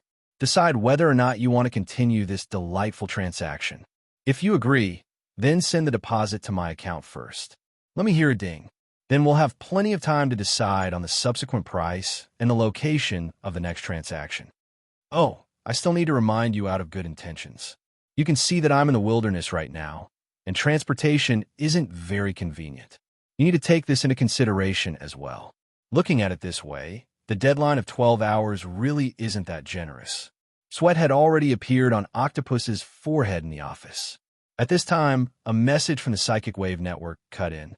He subconsciously pressed his ear and turned to look at Luo Nan, but he saw that there was no reaction from Luo Nan. His back was drenched in sweat, but he couldn't hide it. He gave Luo Nan a frantic look. There was no luck involved. His little movements were captured by the horned demon. The horned demon simply didn't pay attention to this side. He just spoke to Luo Nan. Boss Luo, you're now a famous member of society. There's no need to find your parents to feed you. Oh, sorry. Maybe you've never experienced this before. At this time, Octopus forcefully interjected, I don't know what Luo Nan is thinking, but I am very clear that Centaur must have lost his mind. You want Luo Nan to transfer money to you? What method do you use? Don't forget, if the official website had more than 100 points, it would be a huge payment. That was equivalent to hundreds of millions of dollars in funds. It wasn't like it was an organization against an organization, and the system didn't calculate it in real time. Also, when it comes to the stability of credit and currency, there's also a manual audit. Not to mention 12 hours. It might even be 24 hours. How do you calculate the time? The centaur cackled and pointed at the octopus. Such a technical question is definitely not something you can think of. Is that beauty he controlling it from behind? I know what you guys are thinking. You want me to use the high authority channels of the psychic wave network, right? I'm not in Xia City right now. If I want to log in and receive the signal, I'll need to use my own strength to support the signal transmission. Then you can seize the opportunity to lock onto my position. Okay, no problem. I'm a straightforward and upright person. I'll do as you wish. Boss Luo, let's add each other as friends. All right, it seems like you still have a recommendation system. Then Octopus, you could be a lackey again. Octopus had already recovered his calm. He turned a deaf ear to the centaur's vile provocation, but he couldn't help feeling a bit anxious when he saw Luo Nan's current state. He felt that Luo Nan's mind was wandering. Luo Nan should be angered by the centaur. Luo Nan's mind must not collapse at a time like this. Luo Nan, the centaur and Octopus's continuous greetings finally brought Luo Nan's attention back. He looked at Octopus, and Octopus gestured for him to look at the information sent on the Psychic Wave Network.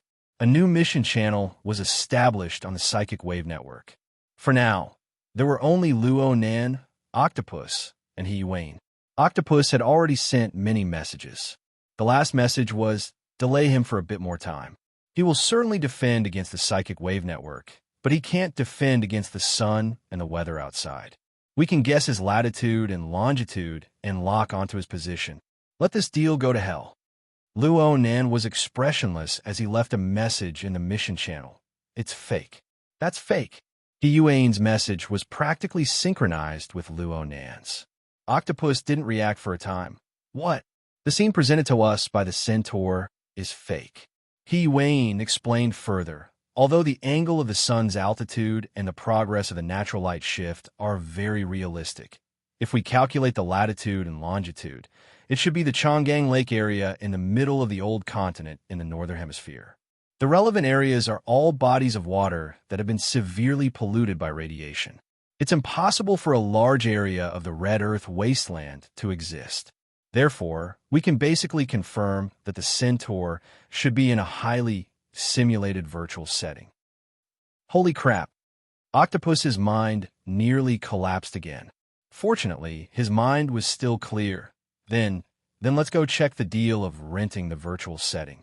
This kind of highly simulated virtual setting can't be a mobile version of the wild. Damn it, which city is he in? Yes, so he has nothing to fear. The Psychic Wave Network completed the global deployment of relay stations 2 years ago. It can satisfy basic needs such as money transfer, communication, and so on. He can appear in any city in the world. Even if his current position is temporarily exposed, it will be very difficult to track him as long as the network is quickly disconnected. There's also the transaction location he provided. If he wants to get the follow-up payment, he will have to show up, right? Speaking to this point, Octopus smiled bitterly to himself. A drone is enough to settle the matter. Everyone, have you come up with a plan in private? The centaur clapped his hands in boredom. Even if you don't have a sense of time, you should at least have a bit of public morality. Lackey Octopus, I've sent my request and my location to you.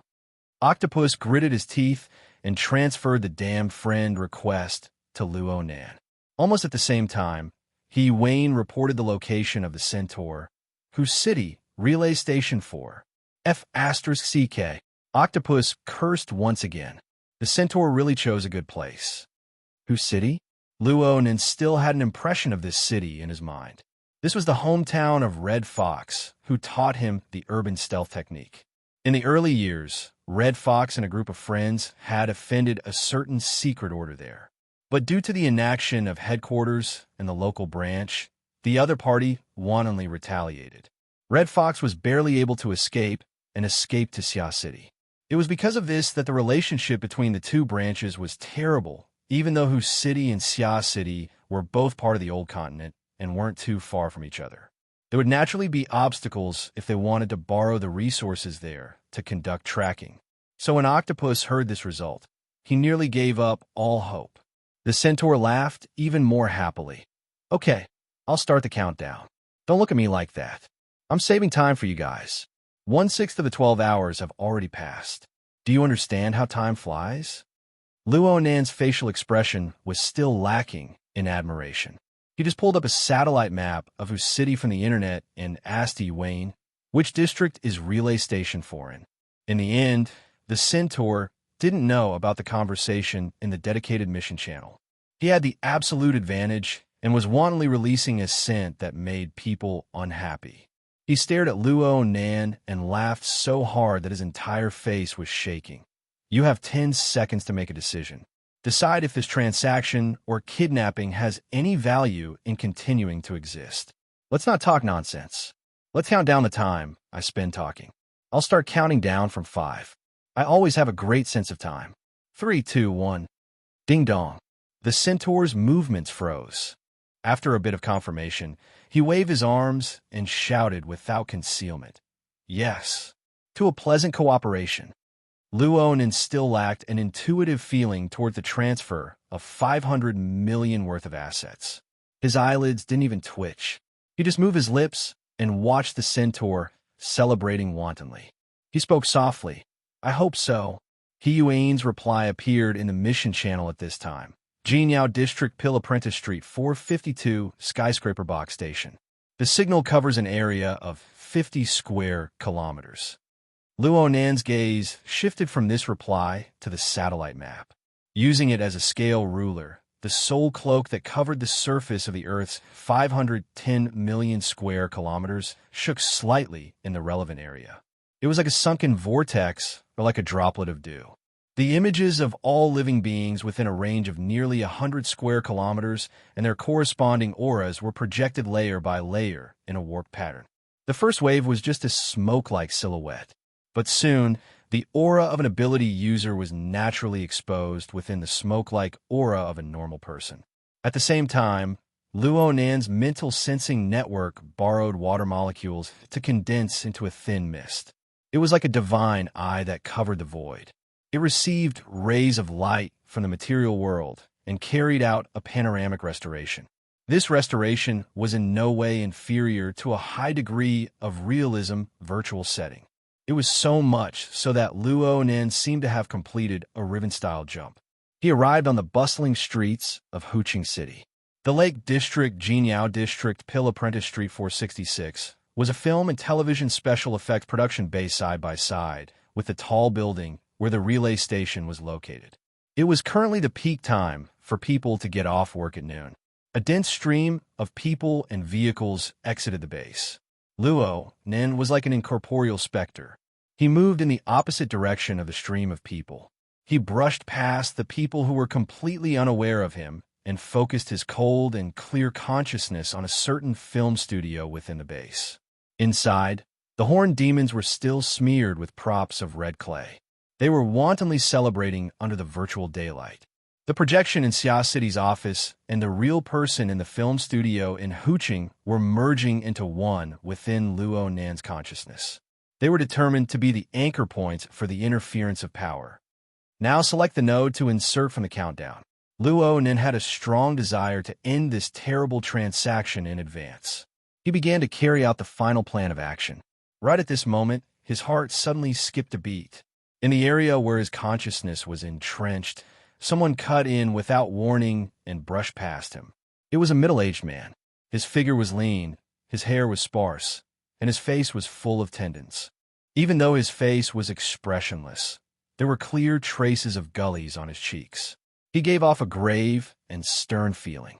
Luo Nan was unable to sense any other information aside from this.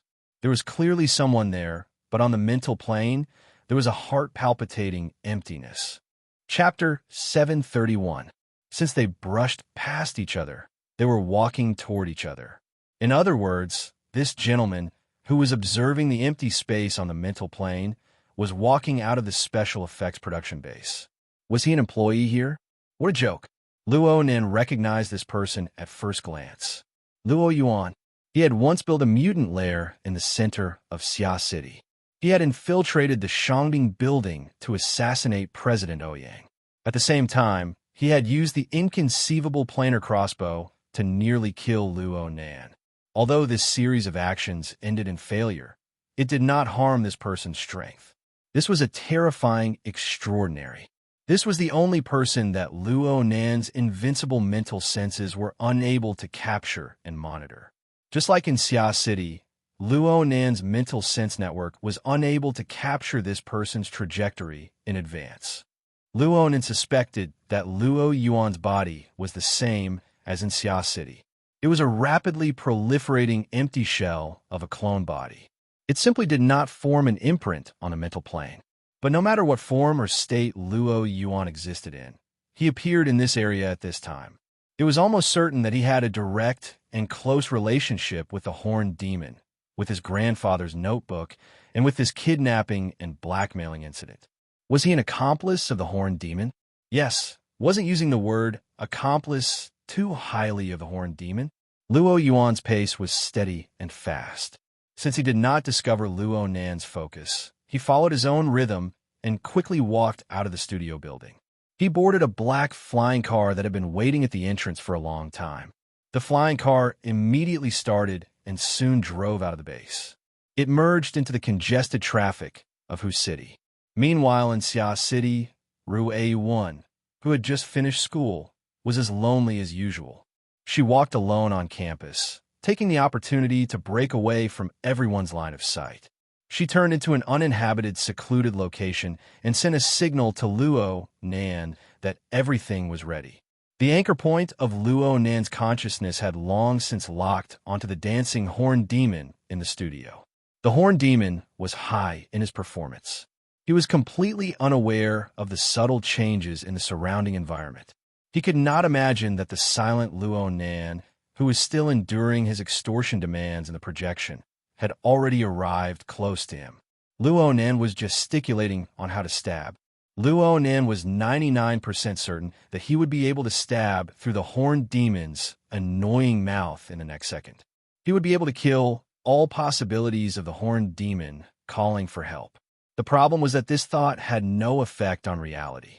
Luo Yuan's influence was substantial. Looking at it from another angle, Luo Nan's failure to discover his grandfather's notebook in this area was also a key factor. Either the centaur doesn't have any sincerity in the transaction at all, or the transaction does exist, but the delivery has already been arranged. In other words, the centaur isn't alone. He has an unknown team around him. Luo Yuan, who had just left, was a solid hammer. Luo Nan let out a silent sigh. His consciousness floated away, and a strand of his mind fell upon the departing flying car. At this moment, the active water molecules were combining with the cold and humid airflow of the air conditioner in the car, filling the enclosed space of the car and transmitting images and sound from the other side. The driver who happened to be driving asked, "Isn't it inappropriate to let the centaur be there alone? Why don't I ask little Zhao to come and help?" Luo Yuan sat in the back seat with a straight posture. Only his slightly lowered eyelids showed that his body was in a relatively relaxed state. 2 seconds later, he responded with a rather magnetic hoarse voice. "That treat plan is a matter for the young people. Whether it succeeds or not has nothing to do with me. Since the other side dares to let the centaur take the lead, then let him add scene there. He's been holding it in for so long that he's going crazy." The driver chuckled. "He is originally a lunatic." Sorry. Luo Yuan withdrew his cold eyes, and his hoarse voice maintained a slow rhythm. Volunteers and experimental subjects should be distinguished. No matter how crazy the centaur is, he is still a warrior who actively fights against the genetic barrier. "Yes, sir. My mentality is not right." The driver made a slip of the tongue and violated Luo Yuan's taboo. In just these 2 short sentences, a layer of cold sweat had already soaked his forehead. Fortunately, Luo Yuan didn't delve into it. He talked half to himself. The genetic modulation of the centaur isn't successful. The so-called reference model is restored to human DNA, and there will always be strange problems. The centaur is now like dry firewood with oil. Once it burns, the controllability is too low. Maybe these models conflict with the double helix structure? The driver no longer dared to interrupt on this topic. Luo Yuan raised his head to look at the cold sweat on his forehead. "Is it going to rain in Huqing? The air is stuffy and humid." I'll adjust it." The driver was about to adjust the air conditioning function of the flying car when an invisible aura fluctuated from Luo Yuan's body. There was clearly no wind, but the car instantly became refreshed. The inside of the flying car became refreshed, but Luo Nan's consciousness was slightly sluggish. On one hand, he just received a lot of explosive information. On the other hand, the special structure of the water vapor driven by the soul cloak was instantly destroyed by the aura of Luo Yuan's radiation. Luo Nan almost thought that he had been discovered following and monitoring him. Fortunately, it turned out that it was just Luo Yuan's pursuit of a comfortable body. Even so, Luo Nan didn't dare to be like before, and scrupulously using the soul cloak to interfere with the operation. For a strong person like Luo Yuan, his perception of the external environment was exquisite. No matter how small the changes on the material plane were, it was not safe. Luo Nan carefully kept his distance. In this way, the scene and conversation in the sealed car were vague and hard to distinguish. It was difficult to extract effective information. Luo Nan could only wait. Wait for Luo Yuan to re-enter the open environment. Maybe then he wouldn't be so sensitive, right? The flying car continued to move and boarded the airport highway. It looked like they weren't going to stop at Huqing. Instead, they were going straight out of the city. Luo Nan looked at the map and saw that there was an airport in that direction. They could also directly enter the wilderness. But no matter which one it would take over an hour by car. He definitely had to follow them. It was hard to catch traces of a great enemy. Moreover, his usual mental senses were useless. It would be too much of a pity to give them up. But as for the horned demon, was he really going to let them go? Luo Nin wasn't willing. For Octopus Bro, every second of negotiating with the horned demon was a torment. The horned demon wasn't worthy of the word negotiation. He was just somewhere between a joke and a dream talk. It was completely impossible to realize conditions. He kept instilling them into Octopus Bro, breaking through the bottom line of Octopus Bro's mental endurance. As for whether or not the negotiation would be successful, Octopus had already seen it. This damned bastard didn't care at all. Mother of asterisk cur, don't tell me this fellow just want to scam 500 points and then run. The more Octopus talked, the more nervous he became. He didn't know if it was fortunate or unfortunate. After paying the sky-high price of points, Luo Nan, who was directly related to the transaction, maintained a stubborn silence. No matter how the horned demon provoked and teased him, Luo Nan didn't say a word. In the end, the centaur probably lost the source of pleasure that should have been the strongest source of pleasure, so he ended this meaningless negotiation in a dull manner. The final price stopped at 1,200 points. This was a fifth higher than the horned demon's so-called base price. According to his words, even my spit is worth this price. Octopus felt that he didn't play any role in this process. If Luo Nan was to say that he did, he probably made the horned demon sign a confidentiality agreement. He asked Octopus to ensure that this sky-high price of kidnapping and extortion was completely sealed off from the outside world. The 200 points above the base price was given under this name. All right, these minor details were meaningless. Octopus finally confirmed the terms of the agreement. According to the conditions stipulated in the agreement, Luo Nan would send a special person to whose city within 9 hours to receive the 12 notebooks that the horned demon had dug out from Luo Yuandao's wilderness laboratory. 2 of the notebooks were relatively intact, but the remaining 10 were more or less damaged. On average, 1 notebook is exactly 100 points. Thinking about it this way, don't you think it's not that expensive? The horned demon began to show off. If I convert it to credit points, then it's 100 million. I'm using this to buy your life. Do you think that extraordinaries won't be interested? Oh my, I'm so scared. How about this?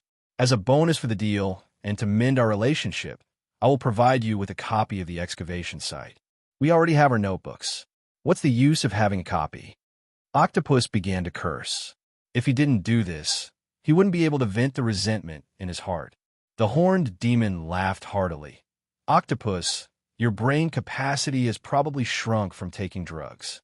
I'm not a professional archaeologist who would have the time and energy to preserve these tattered notebooks. Many days have passed in between, so quite a few notebooks have been damaged a second time. The things preserved by the photocopies from back then are a bit more complete. What do you guys think? Octopus didn't know what Luo Nan's mood would be when he heard these words. In any case, he kicked the office desk next to him after he cut off the communication. Horned demon, this madman. He's crazy. Luo Nan was startled awake. He subconsciously advised, Bro Octopus, don't be angry. If I'm not angry, then I'm a dead man. 1,200 points.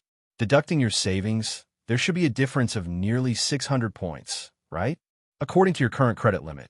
This sum of money is equal to a third of your life savings being sold to the society. Do you understand? Luo Nan could only laugh. It doesn't matter if it's my value or my grandfather's notebooks. Neither of them can be measured by these points. Octopus was quite interested in Luo Nan's self-produced chicken soup. He Wayne had confirmed the conclusion of the negotiations at this time. She pushed open the door and entered. She looked straight at Luo Nan. As a senior member of the Xia City branch, the attitude and stance of the horned demons are worth discussing. I have already notified President Ouyang, Her Majesty Empress Wu, and Old Yu. We will first have a small meeting to analyze and make the corresponding arrangements. If Mr. Luo has any questions or requests, you can raise them at the meeting. Everyone can solve them together. Chapter 732. Octopus heard Hiyuain's arrangement. He immediately clenched his fist and smashed it into his palm. He gnashed his teeth. That's how it should be, huh? Luo Nan's unexpected reaction made Octopus unable to react for a time. Perhaps this young man was too sullen.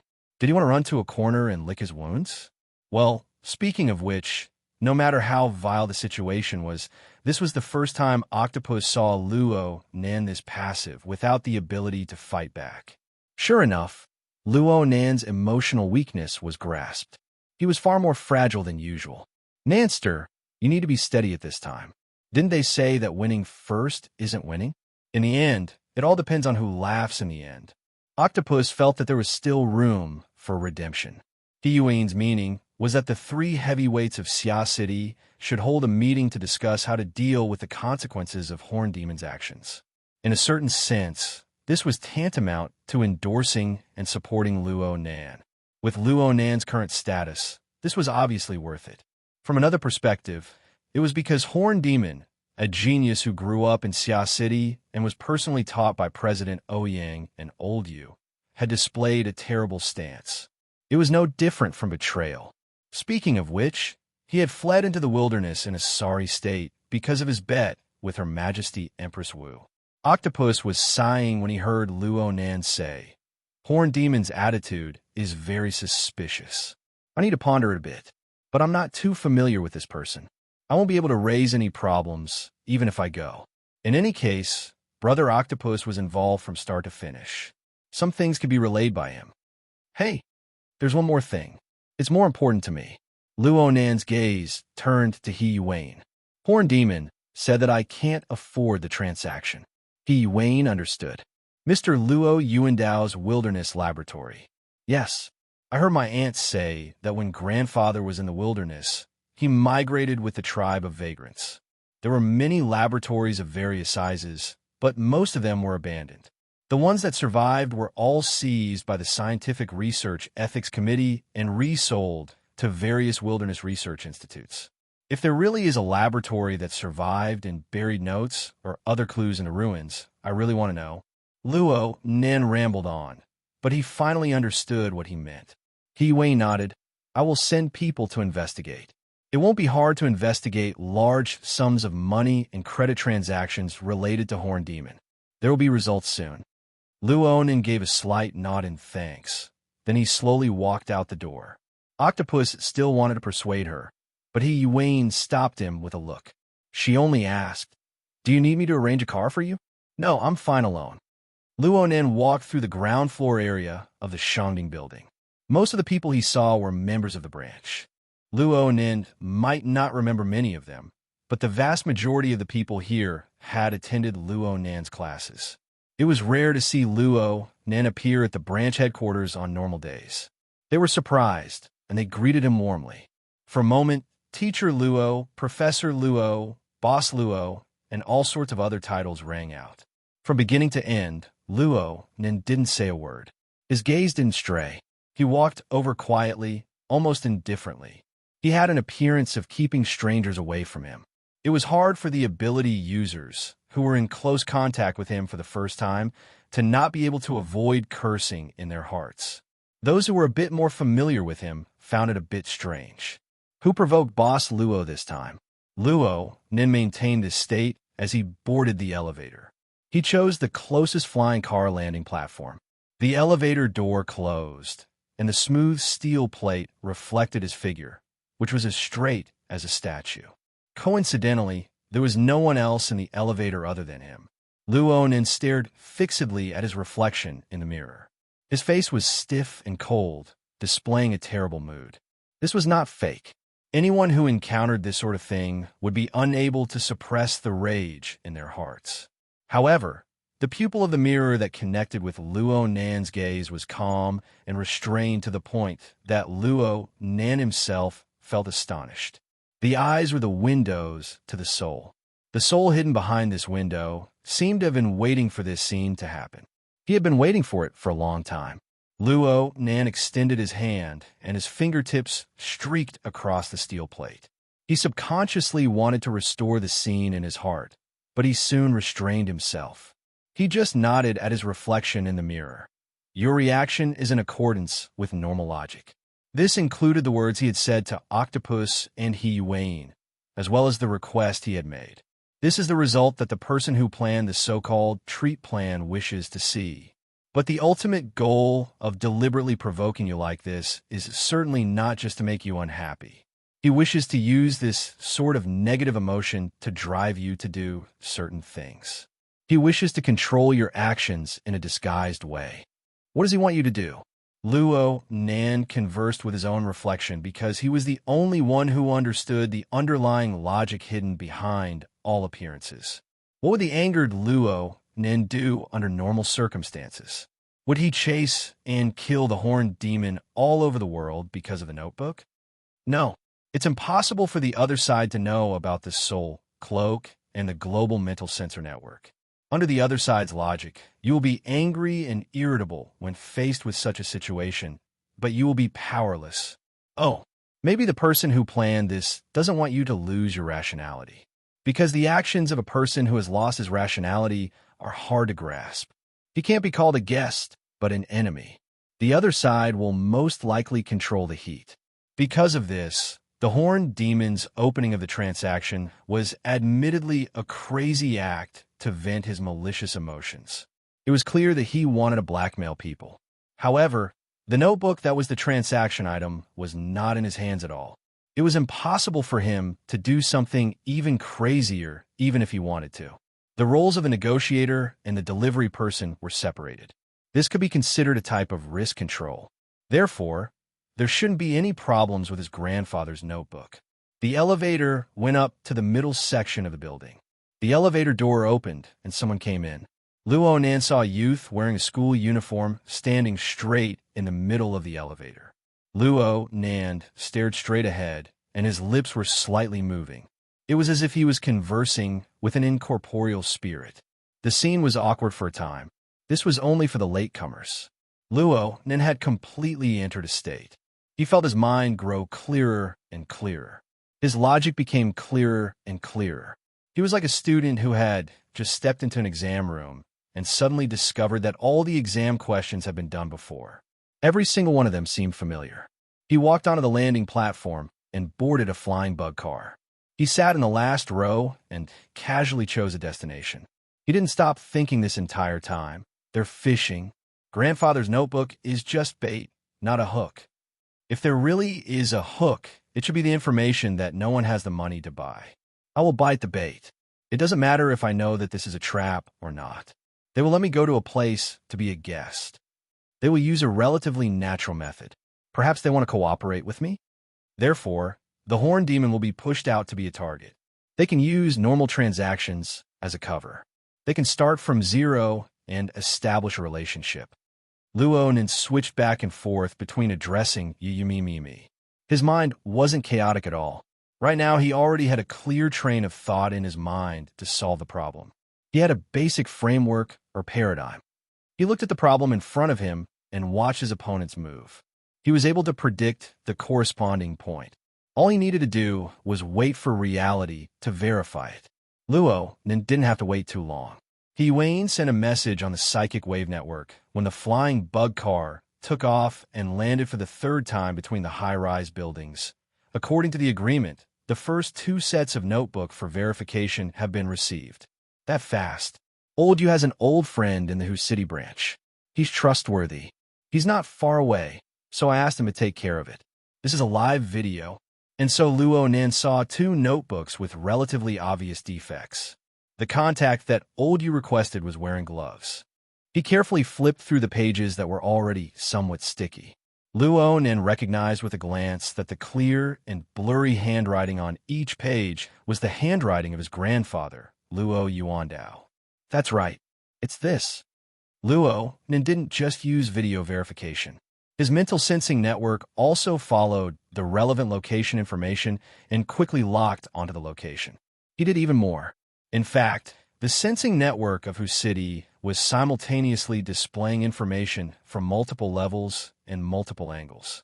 Aside from the 2 notebooks that were already exposed on the surface, The Horned Demon, who was gorging himself in a restaurant near the special effects production base, and Luo Yuan, who was about to enter the airport, all left clear and continuous traces of their actions on the sensing network. Luo Nan even used a near-omniscient view mode and a bit of luck to discover the delivery person who was nervously setting up 20 kilometers away from the first delivery location. Of course, he also carried other notebooks with him. Basically, the protective measures were quite complete. His conjecture matched with reality. If Luo Nan wanted to, he could snatch the remaining notebooks right now and make this kidnapping and blackmail deal go to hell.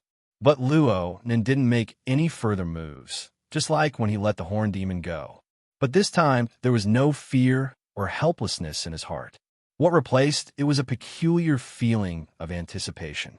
He needed further verification, but he wouldn't be satisfied with just verification. This game of chess had just begun. Of course, it wouldn't do to simply watch people make their moves. But to directly flip the chessboard right now was truly a reckless waste of God's gifts. Yes, this description was correct. Luo Nan had heard of an even more straightforward description. It came from a fellow psychic, Gao Ming Gao Tianshi. It seemed to be a bit more appropriate, playing with the spirit of divination, being able to lift up the skirt of the goddess of fate and see the beautiful outline of the future. It's not an easy thing to do. Every time this happens, I don't even have time to enjoy her flirting. How can I destroy it so easily? There's no need to talk about good things. Even if it's a bad thing, I'll grind it to the very end. Then I'll play with a heart-pounding reversal. It'll feel good enough to the bone. Then I won't waste this trip. Back then, Luo Nan just laughed with his head down. He didn't express his opinion. But honestly speaking, he was in a leisurely and fascinated state at the time. He silently gave it a few thumbs up. Chapter 733. It was already nighttime in Xia City. The lights of the tall buildings and all sorts of transportation vehicles filled the air, forming a barrier of light that blotted out the starry sky. It died this seaside city that never slept. Octopus yawned and drove away from Shangding Building.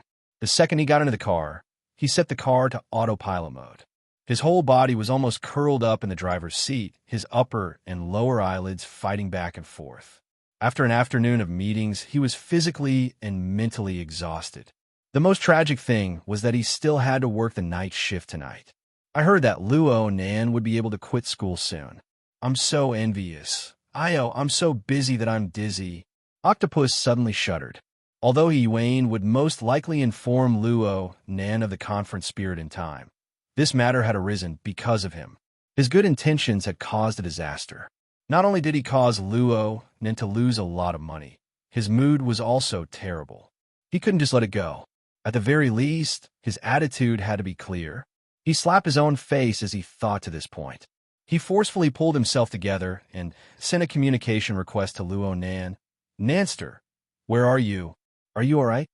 Octopus deliberately gave up on the half-joking title of Boss Luo. During the afternoon meeting, he directly faced the branch's big three. He also listened to Yuan's intelligence analysis. He was able to carefully experience Luo Nan's current level of contact and the predicament and pressure he faced. He felt that the extremely domineering titles like boss and boss, as well as the subconscious expectations, were too cruel for a child who had yet to reach adulthood. Why don't I just take a day off today? I'll go and apologize to him and try my best to comfort this young man's broken heart. Brother Octopus, the meeting is over. Luo Nan's voice was tranquil. It was impossible to hear any fluctuations in his emotions. It was just a bit light, as if he was speaking in a relatively quiet place. And then, are you home? If it's convenient, let's go out for a drink or two, non-alcoholic drinks just to chat. I'm on your side. Huh? Octopus subconsciously turned his head. Traffic was everywhere. Where was Luo Nan's shadow? 2 seconds later, he came to his senses. You're in the sanatorium. Yes, I'm here to see Grandpa and Dojo Master. I see. Octopus chuckled, but in his heart, he was groaning. Oh no, oh no. At this time, going to the sanatorium to see Grandpa was obviously affected by the incident and hadn't jumped out of the pit. It wasn't easy to jump in the first place. That damned 1,200 points. Not only did it wipe clean all of the wealth Luo had accumulated over this period of time, it also made him bear a heavy debt of over 400 points. The branch did have some support measures, but 400 points was still a large number. They still had to go through the credit channels of the headquarters, and the transfer of accounts was a very complicated process. It would definitely affect them for a period of time. This was just a small matter. The most disgusting thing was the coordinates of a laboratory in the wilderness. According to the preliminary results of He Yuan's investigation, that bastard centaur really played around with this matter. Octopus thought a bit too much for a time. Luo Nan was a bit baffled. Bro Octopus? Oh, wait for me. I'll go back now. Around 8 or 9 o'clock in the evening, the peak hour had passed. Octopus drove the flying car to the maximum speed limit, which was about 40 minutes later. The sanatorium was already in sight. But along the way, he kept receiving calls. Just as he was about to enter the main door, Zhang Yingying called again. I heard that you pushed Boss Luo into a pit again? What do you mean again? You're the again, okay? Let me think. Bamboo pole, crag burst, paper cut, Chin Equin. You're already in the 5th wave. Everyone's in the group. If there's anything, just ask them. Zhang Yingying snorted.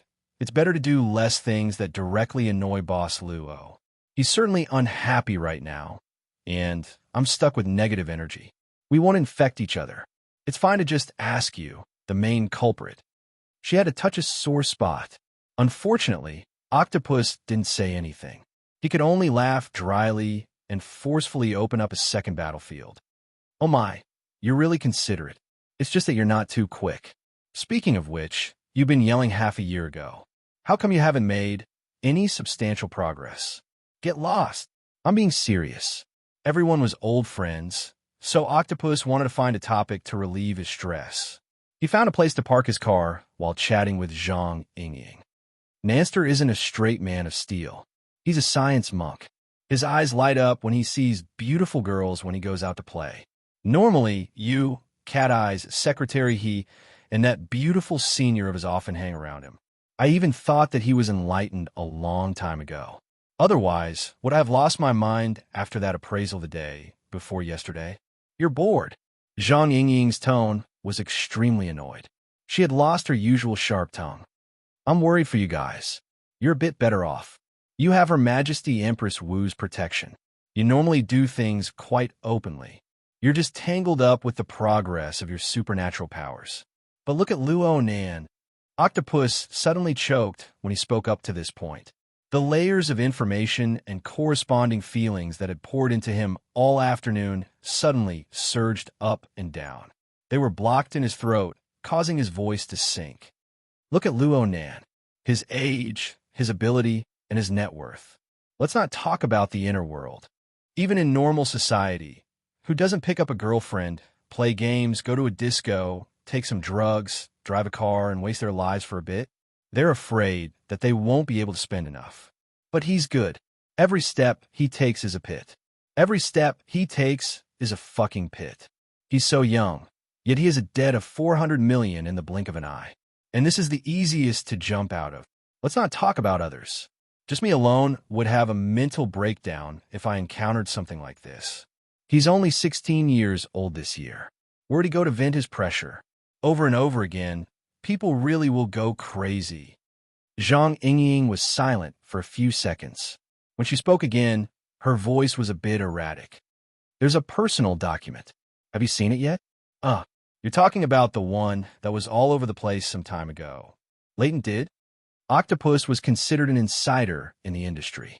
Of course, he had seen the analysis report of Luo Nan's personality from a certain powers think tank. At the time, Octopus just felt that the report was the same as other similar reports rooted in psychoanalysis, archetypes, personality masks, and other theories. He could always find some corresponding points or sides. But when put together, it was specious. It could be used as a reference, but it couldn't be completely trusted. He persisted in this point of view until now. But his current state of mind couldn't be compared to back then. His mind spun a bit more, and his heart felt inexplicably apprehensive. He coughed. Don't create a tense atmosphere. You clearly know that your entire body is filled with negative energy right now. Don't blindly infect it. Nanster is currently in the sanatorium. I just returned as well. I'll go take a look at his situation first. If there are any problems, I'll communicate with you guys in time. Octopus hung up after saying a few more words. He had already arrived at the isolation sanatorium area where Luo Yuandao was. This place was cold and quiet at night.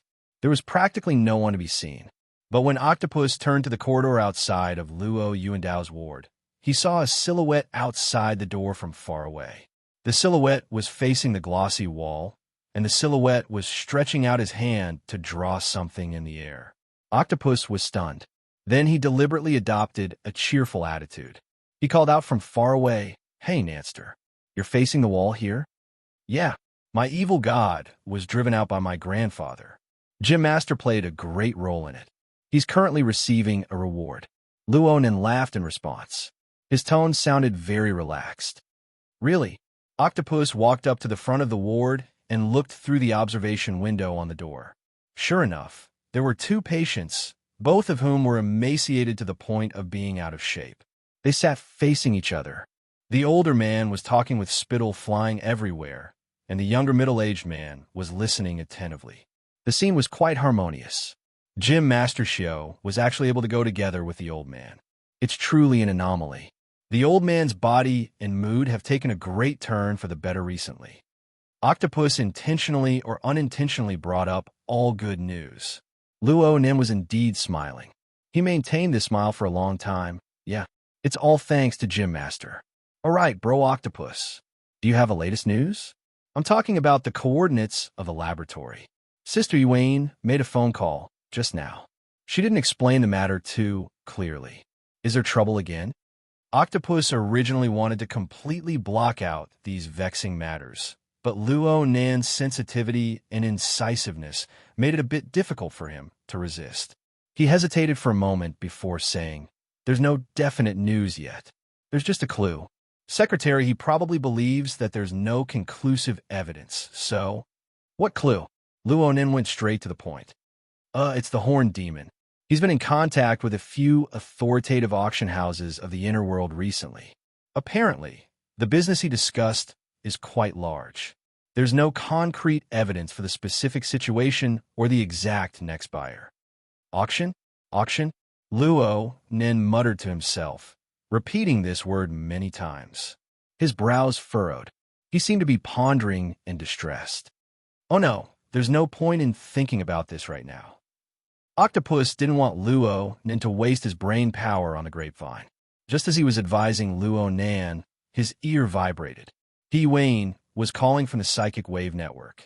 Octopus was a bit startled. He subconsciously walked a distance away before picking up.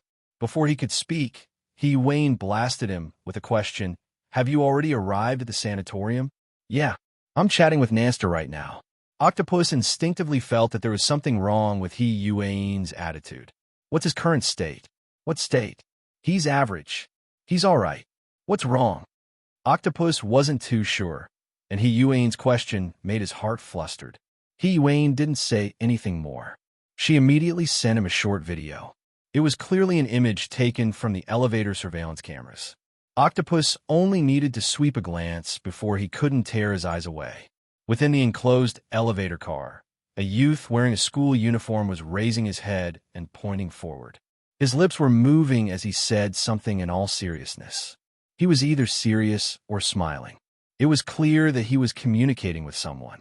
But in reality, there was nothing else in the direction the youth was pointing at besides the closed elevator door. This youth was Luo Nan. Chapter 734. Octopus walked further and further away during the conversation with He Wayne. He had already arrived at the fire door in the middle of the corridor, covering half of his body. In this way, Luo Nan was more or less alone in the corridor of the inpatient department. It looked like the young man didn't care about the contents of Octopus's conversation. For him, the smooth wall in front of him seemed to be a unique pleasure. Octopus saw Luo Nan pointing at the wall in circles. It was as if there was a complicated drawing that needed him to identify and correct it. Yes, that was it. Luo Nan's fingertips weren't random. They were pointing and drawing in a specific area, seeming to be methodical. A smile appeared on his face as the pointing process progressed. It became more and more obvious, continuing to spread. It gave people the feeling that it was a carefree and refreshing feeling that came from the heart. It made people who saw it unable to refrain from laughing. But just by thinking about the corresponding reality, Octopus felt a chill seeping out from the deepest part of his bones bit by bit. It then turned into a sad and sour chilly wind, blowing at his internal organs and causing them to twist into a ball. F***me. Octopus slapped himself in the face. Wayne could obviously feel such an unforeseen event. Her voice became extremely serious. You mentioned the coordinates? I told Horn Demon to contact the auction house. F***CK, F***CK, F***CK.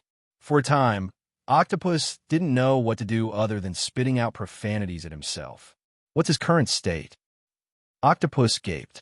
He discovered that he couldn't describe it, and he didn't want to. He could only open the Hexa-Ear's share perspective function and let Wayne see for herself. Soon the other side was silent. A long time passed before she said, You're a doctor. Do you think you can perform a mental test on Mr. Luo without him noticing? Octopus was speechless. Wayne couldn't find a better method in a short amount of time.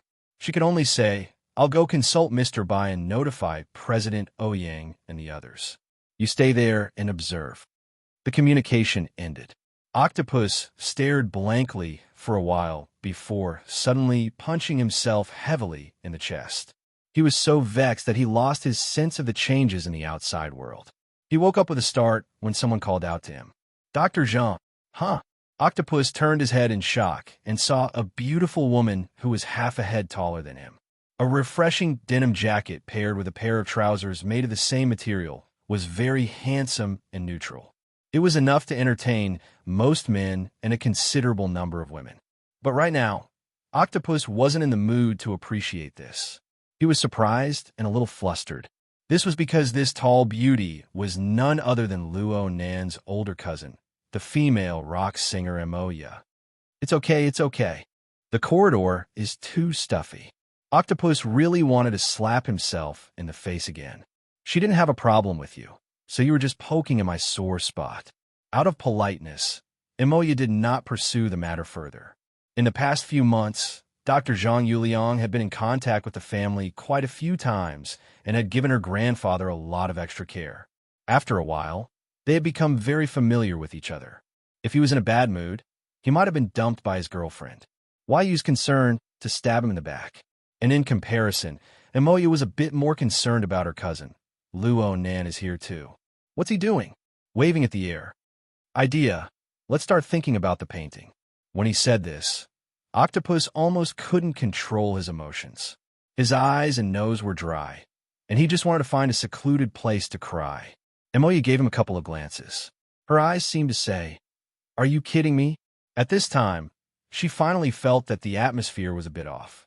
Her brows furrowed slightly, and her gaze became much sharper. Octopus was an experienced ability user. When he saw that the situation was far from good, he used the powerful control of an ability user to carry out strict control over his expression and body. He revealed a professional smile towards Emoya. It's so late. Miss Emoya still came? Yes. I'm going on a business trip tomorrow. It might be quite long, so I came to take a look. It's all thanks to Dr. Zhang for helping us pass the flexible visitation application. You're too kind. It's what I should do. When did Luo Nin come over? Around noon? I'm not too sure. I just got here. After a few awkward words, Emoya didn't see any more clues. Her expression didn't change either. She gave a slight bow and walked over to Luo Nan on the other side of the corridor. Was this luck good? Octopus looked at Emoya's back, and a bit of expectation floated in his heart. He extended his hand to take off the glasses on the bridge of his nose and pinch the space between his eyebrows. He just hoped that his family's intervention would allow Luo Nan to jump out of his terrible state in time. On the other side of the corridor, Luo Nan wasn't clear about Octopus's mental activity. For reasons of secrecy, Luo Nan didn't allow his new psychic drawing work to appear outside. He only allowed it to be mapped on his retina for reference. The nature of the psychic drawing determined the richness and complexity of the imagery and information. Even though he had personally created it, he was always able to discover more details when he looked at it again. For example, on the silhouette of the giant wheel formed by Wu Jun's portrait and the perspective technique, there was a vague silhouette that appeared like fine gauze. It used to look like mist at night, but now it was clearly a fluttering cloak that shrouded every corner of the work. Was it the soul cape that I controlled? Or was it the sacred cloak of the Ciel Luo order that led to this chain of events? Or perhaps there was a direct connection with his grandfather's crazy and persistent ravings. Luo Nan knew that there was an unreachable distance between him and the standard, successful people of society when it came to intelligence and calculation. But then again, the schemes of these successful people relied on nothing more than their enormous and complex network of power and influence. They also relied on comprehensive intelligence and precise and in-depth analysis on this foundation. Luo Nan could only concede defeat on a conventional level when it came to these resources and abilities. But if he opened up a different path in the field he was good at, it wouldn't seem to be a bad thing. At the very least, the person who designed this treat plan could never have imagined that Luo Nan would use a completely unscientific method to grasp the corresponding omens and extremely crucial links of the night before their plan was truly launched. The cape, Wu Jun, the horned demon, the coordinates of his grandfather's laboratory, the auction, and the information regarding maritime activities that Cat Eyes had obtained from the Wild Inn. It would require a lot of far-fetched imagination to link these elements together. But right now, Luo Nan didn't need to imagine anything. Last night, he had already used an even more brilliant and mysterious method to perform an overall pre-reading. Right now, he just needed to wait for time and the changes in the situation to catch up to the overly advanced pace of his psychic senses. Looking at the current stage, the opponent's every move was indeed on the predicted point. This sort of coincidence really made Luo Nan, a person with obsessive-compulsive disorder, feel completely satisfied. The sound of footsteps approached, and Moya's slightly raspy voice rang in his ear. "Congratulations. You've completely let go of yourself. I'm really sorry for missing the family meeting and not being the first to congratulate you." Luo Nan turned around and pursed his lips. Even if you don't display the demeanor of an older sister, as the eldest daughter of the Mo family, is it really good for you to not share the worries of your parents? If you were there last night and spoke like this, I would have become a scapegoat. Do you think it would be better? Moya beamed as she reached out her hand and pinched Luo Nan's cheek. She had rarely done this sort of action in recent years. Luo Nan slapped her hand away in disgust. "You're in a good mood, huh? Same here. I saw you facing the wall just now, and I really thought you were depressed. Luckily, I immediately rushed back to express my support when I heard the news that you were going to take a leave of absence from school. That's because I became a blocking target first." Having said this, Luo Nan finally expressed his doubts. "What are you doing here so late at night? Your band is on the verge of collapsing and your schedule is still this tight? Get lost." Moya gave a light grumble and smiled in the blink of an eye. "I'm going on a business trip out of town tomorrow. I might be gone for a month or even longer. I'm coming over tonight to take a look." "Business trip?" "Uh-huh. Our band is going to have a small fan club in Band City in 10 days. "Band City?" Luo Nan's gaze instantly focused. Moya didn't notice anything else. Luo Nan's astonishment was very normal. After all, this announcement was a bit out of the norm. You know that the music market is much more mature in the East Asian cultural circle. The rock and roll environment is much better. You can say that we're expanding into the overseas market. "Really?" Luo Nan expressed his doubts. Nowadays, the 88 large metropolitan areas were all relatively closed off. Aside from those true world-class stars, the cultural industry was basically in a state of seclusion. A small star like Moya, who had just made her debut, might not even be able to make a name for herself in Xia City, let alone Band City, which was across the sea. It would be an extravagant hope for their debut album to break 100 sales figures there. Also, There were some other problems with her Mountain Creek band due to Shuei's departure. It was a complete mess right now. Would the management company approve of this kind of activity? And Moya shrugged. In any case, this is what the company said. And we have indeed found a partner over there. As long as we provide food, accommodation, and a return trip, we can do whatever they say. There are rumors that the company wants us to debut over there. Of course, if our families strongly oppose it, then it's a different matter. What use is family opposition? Huh? Luo Nan's eyebrows jumped. He suddenly understood. Moyu was giving him a report. After all, everyone in the family knew that Luo Nan had already entered a complicated circle. The atmosphere was still pervaded with tension a while ago. He was being watched both openly and secretly, both inside and out. Emoya appeared to be rebellious and casual, but she actually inherited her parents' strong points at the core. She thought things through thoroughly, and she was very good at considering problems from the standpoint of others. She bumped into Luo Nan tonight by accident, but she had to find the time to inform him of this matter no matter what. She also didn't want to become Luo Nan's burden. Luo Nan gazed at Emoya. He had a general grasp of his cousin's mentality. Honestly speaking, he cared a lot about the words Ban City under the current circumstances. Perhaps this was a coincidence, but how many coincidences had he encountered in the past few days? He muttered to himself in silence. He went over Emoya's introduction of the situation in his mind once more, and suddenly discovered a certain incongruity. Hold on. The fan meeting is in 10 days. What are you doing there now? Chapter 735. Luo Nan didn't reply to Emoya in time. He needed to deliberate properly. Emoya didn't care, at least on the surface. She first went to the ward to see her grandfather and took over from Xiao Xinyu. After receiving the reward, Xiao Xinyu slowly walked out of the room. Luo Nan was truly grateful to this teacher. He temporarily set aside the matter of Emoya and went to greet him. Gym Master, I've really troubled you. I don't think it's troublesome. Xiao Xinyu's thin face was devoid of expression, but his tone was relaxed. Chatting with Mr. Yuandao is much better than being home alone. Luo Nan forced a smile. Only you. That's not entirely true.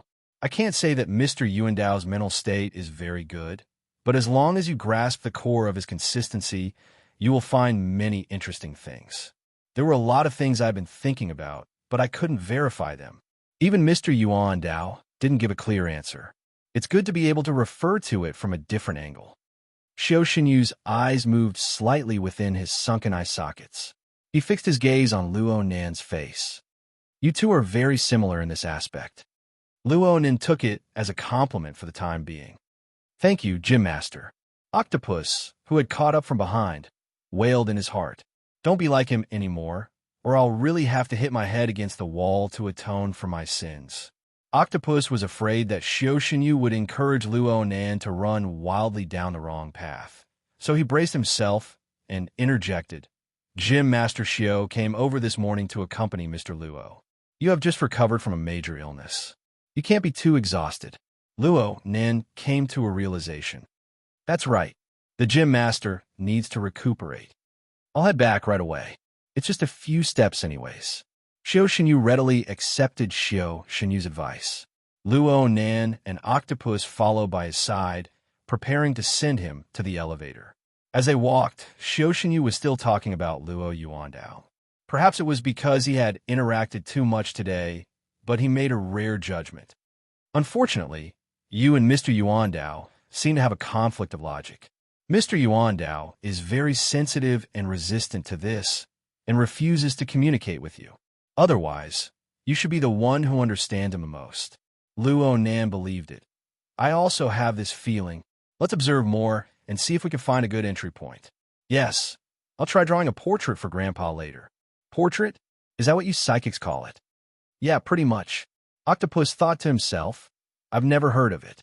Xiao Xinyu was truly in a good mood. He spoke a lot more. As long as there is a possibility of affecting reality, we can try. In this aspect, you spiritual people have an advantage over physical people. You can imagine it, and we will verify it. Your assumptions can be overturned at any time, but the price we have to pay to verify them is much more tragic. So, I hope you can make more accurate judgments and designs. I'll be counting on you to help Shui Lei in the future. Luo Nin instinctively felt that the life experiences of the gym master should be hidden behind these words, not to mention that it involved Shui Lei. Luo Nin obviously wouldn't be slow. He responded very seriously, "Don't worry, master." Xiao nodded slightly and boarded the elevator. The closed metal door separated them from each other's line of sight, but Luo Nin suddenly thought that he could take a portrait of the gym master. He had always been curious as to how the dojo master ended up in such a state of being plagued by all kinds of illnesses with his martial arts cultivation. It was not until the night of New Year's Eve that they found out that it was a genetic problem. When the hospital basically ruled out congenital heredity, strong radiation, and other common factors, the situation became even more confusing. There were some things that were hard to ask, but it was fine to rely on his own observations. It was hard to say whether or not the psychic diagram could reach this step, but this method gave him a clear train of thought. It gave him the ability to grasp key elements. At the same time, it allowed him to examine his own chaotic consciousness. It would be better if he used it more often in the future. From his experiences in learning configuration, he could see that any ability required a large amount of concentration and continuous practice. He also needed precise reflection and feedback. He had the virtual brain system to support him in terms of configuration, so his progress was godly. The psychic diagram was also fine. He would look at the feedback in reality. If it was accurate, then it was accurate. If it wasn't, then it wasn't. If the facts were verified, then the follow-up steps of the treat to dinner plan would probably take several days. But if he just used the daily trifling matters around him to practice, he should be able to quickly receive feedback. Then he could layer upon layer, and the results would certainly be decent. Oh, Mr. Bai and the others had talked about some common practice techniques in the past, but there were some deviations from Luo Nan's reality. He needed to ponder over a practice plan that was more suitable for him. Though Luo Nan was blocked by the metal door of the elevator, it did not hinder his train of thought from flying and turning. To the side, Octopus's gaze moved back and forth between Luo Nan's face and the blurry mirror image on the elevator door. He subconsciously held his breath. Luo Nan finally felt Octopus's excessive attention. He turned to look at him. "What's wrong?" Octopus went for quite a while, but he was unable to find a better reason in the end. He could only probe the key issue. "Nanster, there's a lot going on today. You should rest early and let your mind empty." Luo Nin laughed. "Oh, Brother Octopus, I understand what you mean. Actually, money is just an external object. I'm quite open-minded about it. At worst, I'll just hold a few lectures. Actually, my mind is very clear right now. Yeah, it should be said that it's unprecedentedly clear. There's certainly a way to solve the trouble in front of me." Octopus opened his mouth, but he was unable to speak in the end. "Fine, whatever you say will be the truth." If he were to be provoked again, he didn't know how he would end up. Speaking of which, didn't he Wayne go consult Mr. Bai? A professional should hurry up and come. At this time, Octopus had completely forgotten that he was also a professional. His heart was filled with a feeling of powerlessness when facing Luo Nan. Luo Nan still carried a childish air in front of him, but he strove to think like an adult. Or perhaps it should be said that Octopus believed that he was an adult. He hoped to come up with a solution. But how could things be so easy in this world? The horned demons who had concocted all of this, as well as the powerful enemies who had been pressuring Luo Nan on various levels and angles, would not let Luo Nan go. Luo Nan might not be unaware of this, but he might have to forget a few problems and pressures. He would search for a panacea to heal his heart on a more free and fantastical plane. Seriously, Octopus turned his head and took 2 deep breaths. He knew that he couldn't let Luo Nan continue living in his fantasies. He knew that Luo Nan was wandering on the edge of a split personality, so he forcefully brought up another topic. "I just heard you and Moya talking about Bansheng, vacation, and whatnot. Are you planning on going out for a vacation?" Luo Nan certainly didn't have such thoughts. But if there really was a way to relax, perhaps it wouldn't be bad to accompany his family on a trip? Oh, about that. The smile on Luo Nan's face faded a bit. At this time, in this situation, The coincidence that was not under his control was undoubtedly a type of disgusting element. He needed to properly think about it. He needed to investigate. It just so happened that he had rediscovered an investigative method that was most suitable for him. The portrait of his grandfather and Jim Mastershio involved an in-depth exploration of the mental and material planes. It might be a bit too high-end right now, but the matter of MO, you should be relatively simple. Moreover, it could be used as a supplement to the psychic drawing from before. Luo Nan's fingers twitched. He nearly wanted to draw a psychic drawing right now, but he knew that now wasn't the right time. He suppressed this impulse. Well, considering the complexity of the current situation, borrowing the resources of the society was a good choice. Right now, Wayne wasn't by his side, so Luo Nen consulted Octopus. Bro Octopus, I feel that Moya's matter isn't too reliable. Huh? What do you mean? Luo Nen didn't mention any information related to the treat plan, in case it was hard to explain later on. He just explained the current situation of the isolation of the cultural industry in every major city. Then he voiced his doubts. The drummer of my sister's band has already left the band. The replacement hasn't gotten used to it yet. They've lost a large chunk of their sales. And it's rock and roll, a niche genre. The so-called fan club is far too unreliable, including something about debuting again in Bansheng. Does that management company think that throwing money into the ocean is very interesting? So you suspect. Octopus took another breath and raised his eyebrows. He took off his gold-rimmed glasses, and his gaze turned fierce and fierce. Someone's up to something. Luo Nen never expected Octopus to have such a big reaction. He even subconsciously looked back.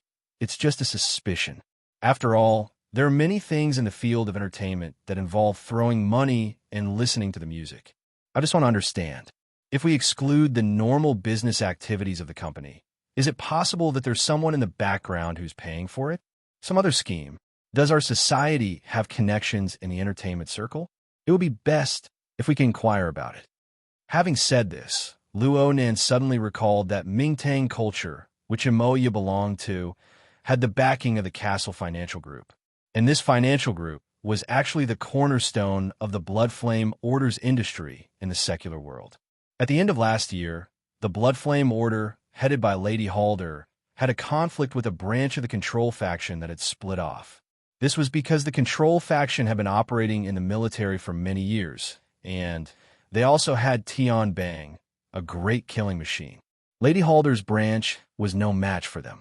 She was forced to withdraw from Xia City, and her industry suffered great damage.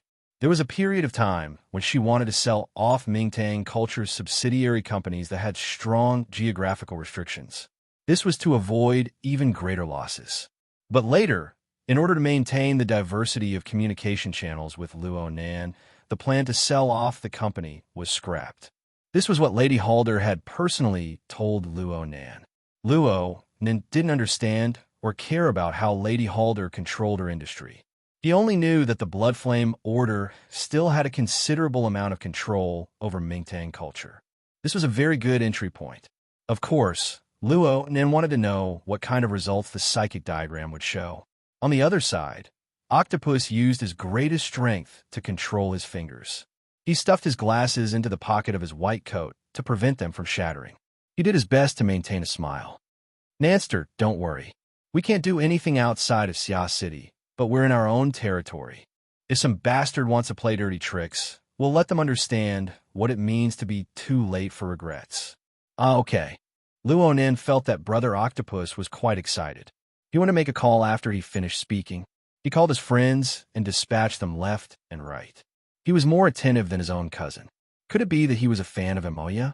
Or was he interested in Emoya? Could this sister's charm be able to invade the inner world? Luo Nan's consciousness shifted when he thought of Emoya. He didn't need to use his eyes to see Emoya. He even had a conversation with his grandfather. She was proficient in the art of speaking. Her tongue was quick and nimble. She would occasionally make the old man laugh. This was something that Luo Nan, who had a logical conflict, was unable to do. Luo Nan couldn't help but feel envious. He sighed. Chapter 736. Reality proved that some things still existed on the ideal level. They were more in line with human thinking and emotional tendencies. Luo Nen drew psychic diagrams for most of the night. He only fell asleep in the wee hours of the morning. He had a rare dream because his thoughts were too active. He was awakened by the vibration of the hexa in this state. He opened his eyes. The sky was just beginning to brighten. He hadn't slept for more than 2 hours. Luo Nen didn't see who the person was. He answered the call in a daze. The voice on the other side carried an unconcealable sense of dejection. We've more or less investigated clearly. Xia City is very clean. It's purely Ban City that's throwing money. They won't give us the chance to get involved easily. Ah, bro octopus. Luo Nan was able to distinguish who the person was now. He spent 2 seconds to connect Octopus's words with last night's situation. Yes, Octopus had volunteered to investigate the driving force behind Moya's trip to Ban City. The results were out now. Should he say that he wasn't surprised at all? Of course, no matter how bad Luo Nan's EQ was, he wouldn't say such stupid things. And he really did need detailed information on Octopus. He needed to compare it with the vague image of the psychic diagram he drew last night. What's the specific situation? Oh, wait a moment. Let me clear my head. Luo Nan closed his eyes and slightly adjusted the flow of his blood. He waited for the drowsiness in his mind to dissipate before speaking. Bro Octopus, continue. Octopus had been restraining his emotions this entire time. He weighed his words over and over in order to avoid giving Luo Nan any negative influence. We looked up the relevant calendar. The announcement of the fan club was nominally a part of the Ban City Music Festival. The event itself is formal. It is held every year. It also invites all the famous bands and musicians from all over the world, including some up-and-coming rock bands. Mountain Stream shouldn't be qualified, right? Yes. From what we understand from industry insiders, new bands like Mountain Stream definitely don't have the qualifications to receive an invitation. But they can participate at their own expense and make a name for themselves. Luo Nan sighed, but now someone is paying for them. No one can refuse. So who's paying? Lean Century is a well-known music company in Sakura City and even the world. It's a big shot in the industry and one of the biggest sponsors of the Sakura City Music Festival. Octopus's voice finally sounded a little more distressed. Lean has done a watertight job. This year, they had indeed played a game of throwing money around.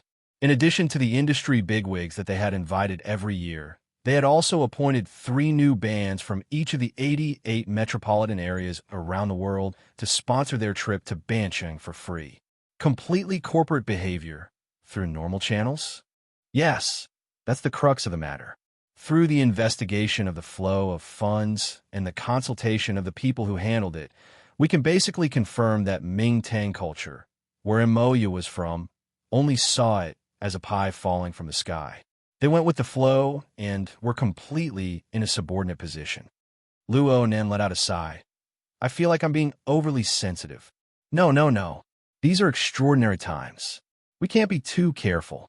Moreover, there's another news about Mountain Stream's debut in Bancheng. Oh, is there really such a thing? It can only be said to be a rumor, but it's true enough. According to a mid-level employee of Ming Tang culture, most of the bands that Lean appointed as sponsors are actually underground bands. In other words, they aren't signed to a company. It's very likely that Lean will select a few of these bands and sign them to a management contract. Mountain Stream originally had the genes of an underground band. Even though they've already signed with Ming Tang culture, it's very likely that Lean will take over if they're really interested. As long as the price is right, Ming Tang culture won't refuse. Luo Nan grasped the crux of the matter. Why would they be interested? This. Octopus hesitated for a moment before saying, it's just a rumor. Last month, a director of Lean called Yuchuan Aishuk came to Xia City and saw Mountain Stream's performance. He seemed to be very interested. What's Yuchuan again? Yuchuan Aishuk. He's a well-known figure in the industry. He also has the support of his family. He's rich and powerful. Luo Nan went straight to the sensitive part. Is he interested in the band, or is he interested in a certain person? I don't know about that. In any case, after he went back, Mountain Stream's name appeared on the newly released sponsor list. It said that Mountain Stream is the only band out of the 261 sponsored bands outside of Band City that have a signed company. Yu Chuan Aishuk. Luo Nan was certain that he remembered this name. Is this fellow related to the inner world? Based on the current intelligence, there are basically no traces of him in the inner world. But at their level, even if they lack extraordinary talent, they're basically inextricably linked to this side. Moreover, Band City is one of the regions with the weakest barrier between the mortal world and the inner world among all the large metropolitan areas. Various orders and gangs are like weeds in every corner. With these as a cover, the influence of extraordinary powers can be considered to be a wild growth. Understood. Luonan already had a plan in mind. Octopus spoke again. I'm afraid there's nothing to investigate here in Xia City. It'll take a while for news from Band City to arrive. When is Moya leaving? She's leaving this afternoon at 2 o'clock. But her idea of traveling came too suddenly. There's still a bunch of paperwork to be done. She'll be going to the pier in the morning. Oh, has she arranged for bodyguards? Bodyguards? Luo Nin really hadn't considered this point. He was originally thinking that if Moya's trip was completed, he could rely on the entire world's mental sensor network to monitor the entire process. If something were to happen, he and Rue could join hands and fight against extraordinaries. Moreover, Moyu was the only one allowed to go to Band City. Why couldn't he go? Octopus still stood on the traditional line of thinking. He strongly recommended that Luo Nin hire bodyguards. For the sake of safety, sending professionals to protect is a very normal matter. Right now, the situation is unclear. Naturally, everything needs to be planned out. Plus, this way, it'll be suitable to express our attitude. Oh, it's just like in ancient times. Yelling a few times when there's nothing to do. Octopus choked. That's right. Professionally speaking, it's best for bodyguards to be a dual configuration of the physical and mental side. This way, both the meat shield and radar are present. Secretary He, Mr. Giant Arm, and Mr. Zong Ji have plenty of candidates. If you feel that a male is inconvenient, there are also excellent female candidates. Cat eyes. Luo Nin blurted out. This time it was Octopus's turn to be stupefied. He didn't expect Luo Nin to pick people so quickly. But after some thought, he felt that it was extremely good. That's right. Cat Eyes is one of the best radars. She's also an insider. She can be of help. In this case, finding a meat shield will be fine. Luo Nan grunted twice, but he was thinking that if Cat Eyes went to Band City, there would be many places that could help him cover up. It would be much more convenient for him to act there. Unfortunately, he couldn't find a second person like this in Xia City. Well, he couldn't find a second person with a similar abnormal relationship.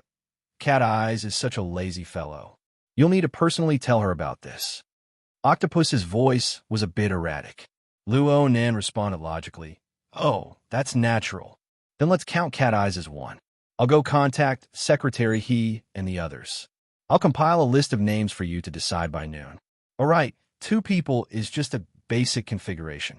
If you feel that it's not safe, then 3 to 5 people is normal. You don't need to worry about the expenses. We'll take care of everything. I'm hanging up now. Octopus was really full of energy. He wanted to do things in a hurry. Luo Nan sat on the edge of the bed and pondered a bit. He clearly organized the information he learned from Octopus. 10 seconds later, he let out a long breath. His mind relaxed, and the changes in the energies of all living beings within a 30-kilometer radius formed simple sketches. They appeared in his mind like an animation. His mind naturally focused on the family area. The sketches turned into clear and concrete images. He could see his uncle preparing breakfast in the kitchen. His aunt was in Emoya's room, helping her pack her luggage while giving her orders. Emoya was fed up from listening to them. She simply ran to the side to make a phone call. It was as if they were traveling companions. As for Mo Peng, he was awake, but he was curled up on his bed playing games. These scenes combined to form a familiar and tireless scene. Perhaps under his pen, in the unrestrained psychic map, this was nothing more than a simple silhouette symbol, but this symbol was engraved at the very core, intertwined with his life and could not be separated. Naturally, he didn't allow any malicious intent to touch it. Luo Nan's gaze was deep and cold. He opened up the virtual work area and looked at the results of last night's labor. It was quite marvelous. He had clearly used Emoya as a clue to trigger events, but Emoya's shadow wasn't present in this picture. The elements that appeared included the silhouette of the city's steel jungle. There was also the shadow of a towering ancient tree. There was also a special silhouette that appeared twice, a luxurious cruise ship cruising on the ocean. All right, he could basically confirm it with this. The other side's treat plan was quite persistent. They wanted to get Luo Nan on board by every possible means. Speaking of which, this couldn't be considered a treat. Luo Nan was also picking at words last night, aside from drawing. He specifically went to look up the word guest. But the word that gave him the deepest impression wasn't the word guest itself. It was another word that had a similar meaning to this word, guest. Guest to be called together, but guest meant respect. Guest meant destination. The two were symmetrical. The guest was respected and the guest was humble. The guest was big and the guest was small. The one who formulated the treat plan certainly didn't treat Luo Nan as a VIP. Instead, he only treated Luo Nan as a forceful invitation to achieve a certain goal. In short, the other side lacked respect for Luo Nan. This didn't really matter, but if this disrespect was spread to Luo Nan's family and friends, then they could need as they pleased. Then it was no wonder that Luo Nan wanted to establish the proper respect. Luo Nan let out a long breath. He got up and got off the bed. He stood barefoot on the floor. His gaze passed through the window lattice and cast towards the bright eastern horizon. The mist that came from the ocean unfurled and changed under the illumination of the sun. It was suffused with multicolored light. Chapter 737. Unbeknownst when the thick clouds had rolled over the mountains in the northwest direction, looming over the surface of the sea. It was as if a great army was pressing down on the border. But in the blink of an eye, it turned into rags riddled with holes. It could not contain the abundant water vapor above the clouds, causing them to pour down in large amounts, forming an overwhelming downpour. It also enveloped the entire cruise terminal in a misty mist. Luo Nan yawned. All right, the traditional event of waving goodbye is over. Emoya glared at him. It's not the first voyage. Where did all this nonsense come from? Both of them were right. Even though there was an enclosed viewing platform at the pier, no one on the cruise ship would be in the mood to perform a sailing ceremony in the pouring rain. It was 12:15 in the afternoon, and Emoya had spent a lot of time going through the formalities. At this time, she had just finished checking her luggage and was waiting to board the ship. Her pace suddenly slowed down. Since it was a working day, Luo Shuqing was the only one who came along, aside from Mrs. Luo Shuqing, who took a special leave of absence to accompany her. Furthermore, most of his attention was still focused on flipping through the bodyguard information uploaded by the Psychic Wave Network and making his final decision. Don't worry about the details. It doesn't make a difference whether it's 2 or 3. Wild Jujube was a female, so she could follow the boat here. Because God needed to equip himself to clear the level, he could fly directly to Ban City. Adding cat eyes, the radar meat shield, and the firepower support. It'll be perfect. We'll do as you say. That wild Jujube is already at the dock, right? Okay, I see her. Luo Nan gave a slight nod to the muscular and beautiful woman who had just gotten up from the waiting area 30 meters away. He recognized the deep and reserved aura on her body. It could be said that he was acquainted with her, and he established a communication link with her. Wild Jujube was indeed a professional. He was already in the zone, quietly approaching and entering his work position. Of course, he still had to inform Emoya about this, but he could only do so after they arrived at Sakura City. Did you see someone familiar? Mrs. Luo Shuqing turned her head to talk to Luo Nan. She saw Luo Nan's gaze shift, so she asked in passing. Oh yeah. Luo Nan was just about to deny it when a familiar silhouette really did appear in his field of vision. Moreover, the silhouette was walking straight in his direction, even raising his hand in greeting. Luo Nan subconsciously looked at the bodyguard's information. He scanned the entire list, but he was still stupefied. This person isn't here. Aunt Ching, Emoya, the woman who came over, took the initiative to greet him. She was tall and wore a short shirt and trousers just like Emoya. However, she wore a thick long-sleeved shirt inside and a wide-brimmed hat on her head. She looked like a veteran backpacker who could travel to the wilderness at any time. Before Luo Nen could respond, Luo Shuqing laughed to the side. Tang, you haven't been home much these past few years. That's right, Aunt Ching. It's because I'm running around with my teacher. This time, you guys have to take care of each other. Don't worry, Aunt Ching. Luo Nen made a deep self-reflection as he looked at the three people chatting and laughing. Was I too much of a homebody these past few years? But right now, the more crucial question was, when did Tang, E, and Peony, his former mission partners, return from Spring City?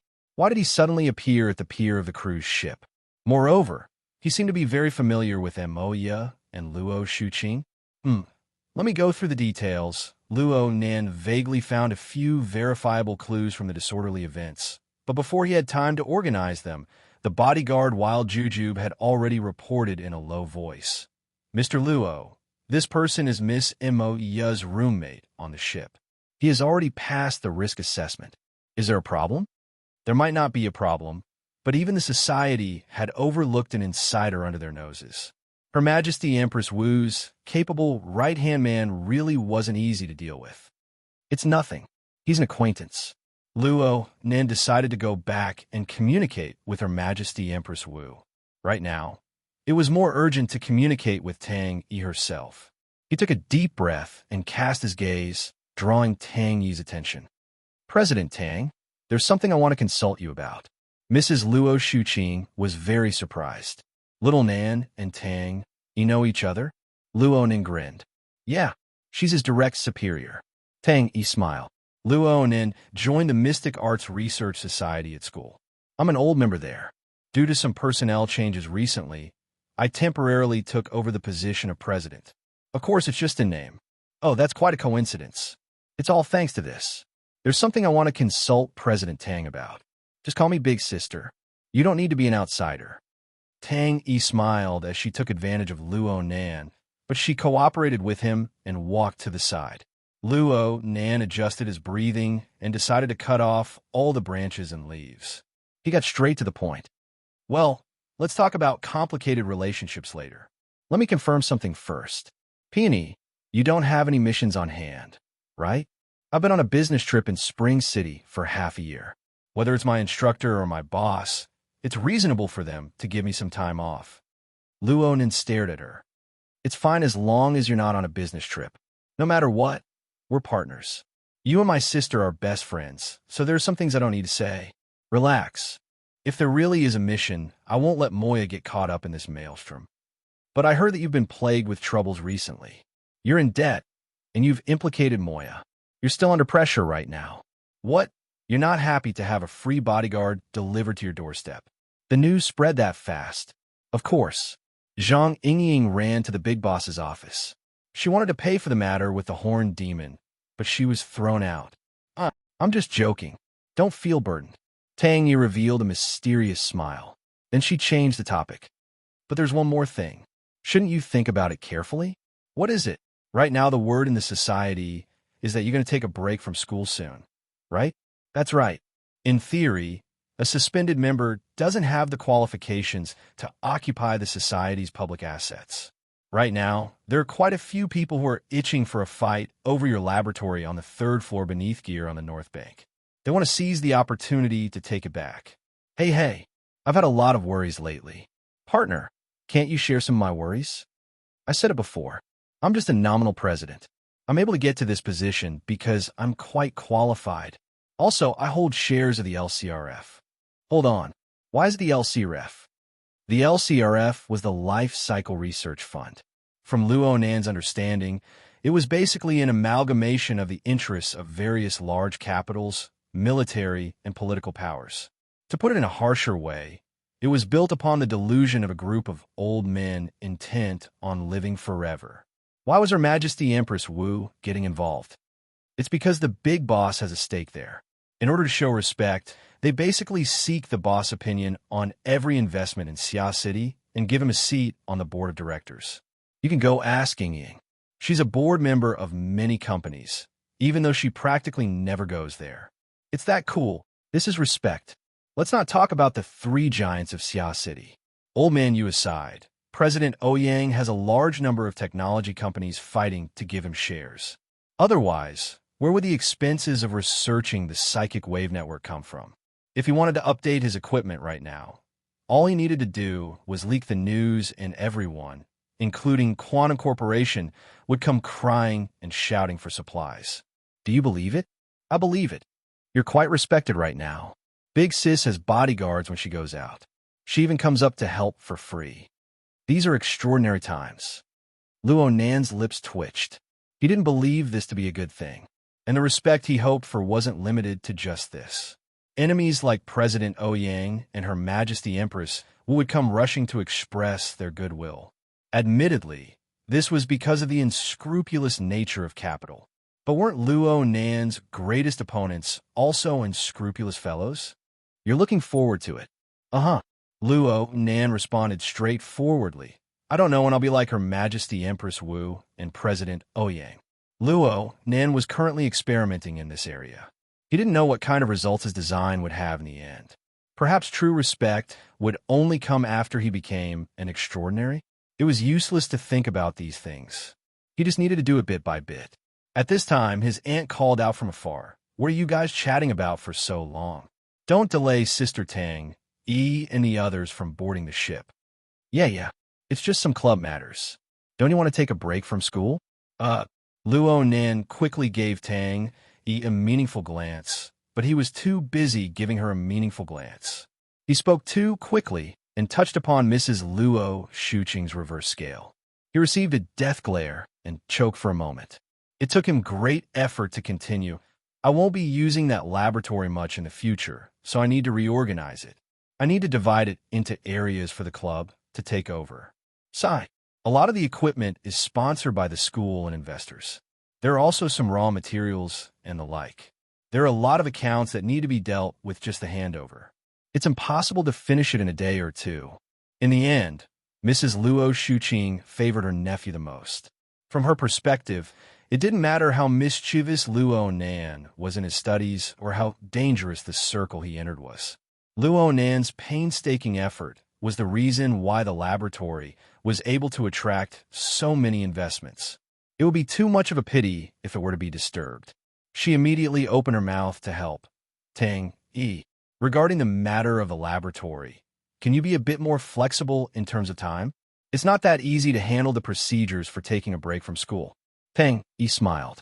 She didn't even glance at Luo Nan. She found the feeling of being a partner. Don't worry, Aunt Qing. I still have a bit of influence in the club. Luo Nan isn't an outsider. I'll do my best to relax my time.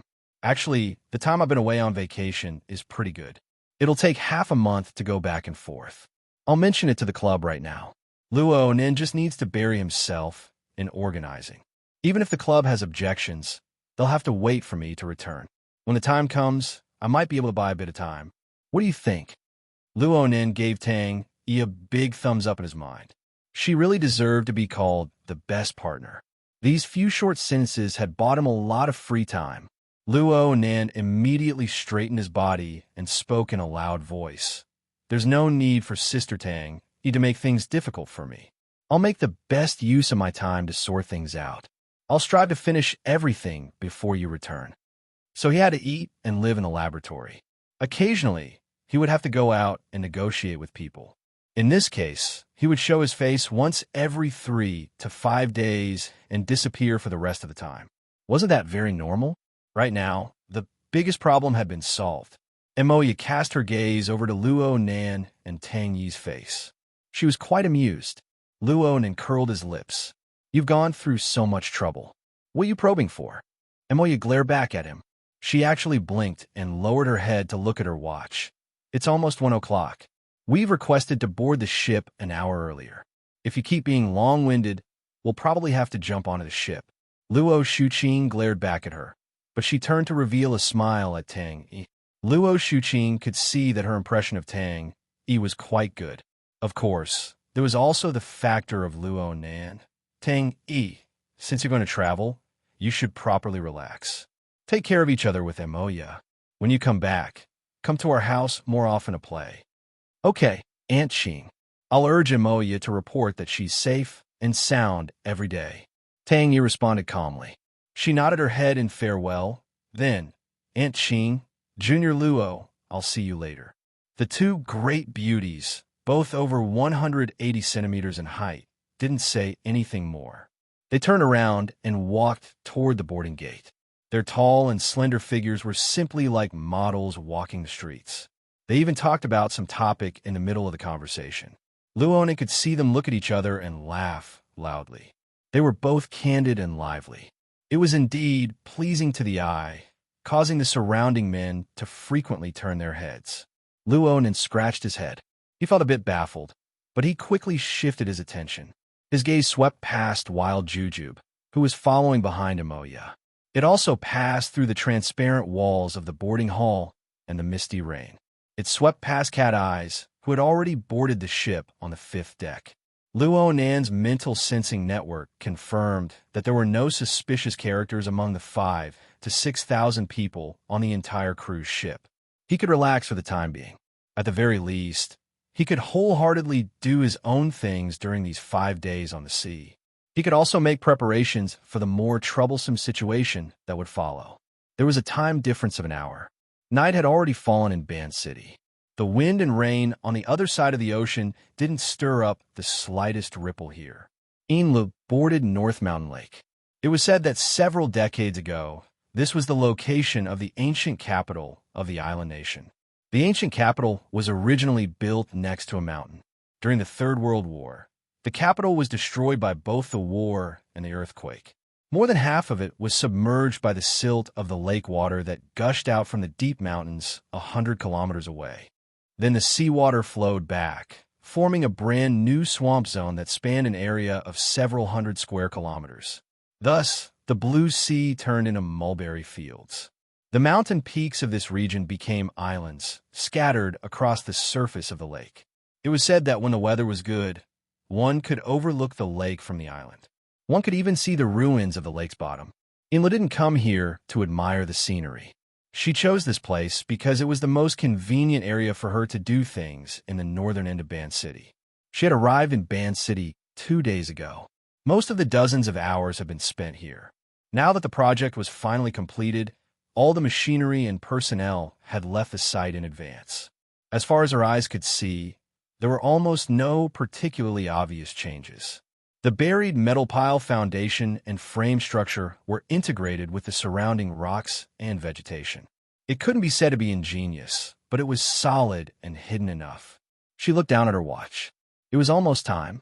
Everything had been done according to that gentleman's request. What would happen next? Before she could finish her thought, there was a buzzing sound in the void. The air trembled clearly, as if it was resonating with her body. A clear numbness was transmitted from her lips and cheeks to her internal organs. An invisible pressure pushed her back 2 steps. A whirlwind appeared on the flat ground in front of her. Dust and grass flew everywhere, obscuring her vision. She wanted to get closer to take a closer look, but the sudden appearance of lightning and fire formed a barrier, blocking her way. She was shocked. She instinctively stood up straight, looked down, and stood still. All the strange sounds and phenomena ended after 10 seconds. What replaced them was the clear sound of breathing. Inlu was stunned. She couldn't help but look up. She saw a 16 or 17-year-old youth dressed in casual clothes. He looked like a tourist who had come to play. He looked all around, curiously sizing up the rippling surface of the water. So this is Ban City? Inlu recognized this person. He looked almost the same as when they first met half a year ago. However, Inlu had long since lost the mentality she had at Frost River Reality. She only bowed deeply to the youth in front of her. Chapter 738. Luo Nin didn't speak. Inlu bowed and didn't get up, just like a statue.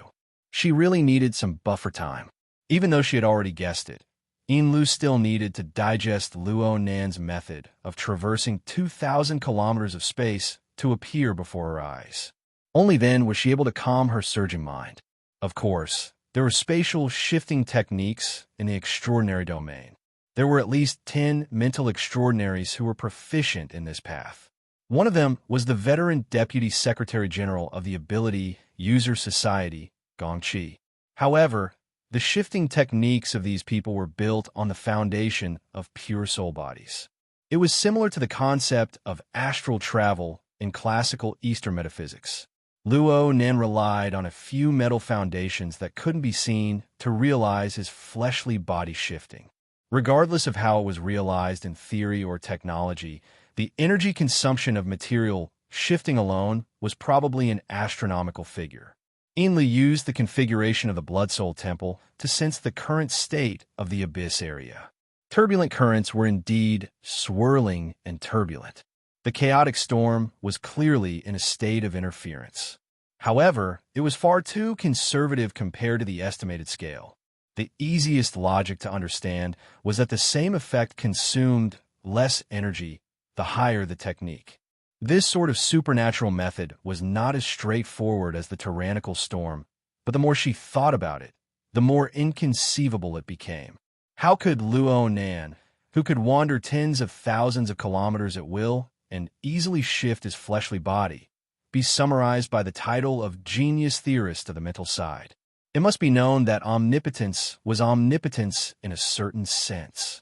Inla didn't expect that she would think so much during the time she was bowing.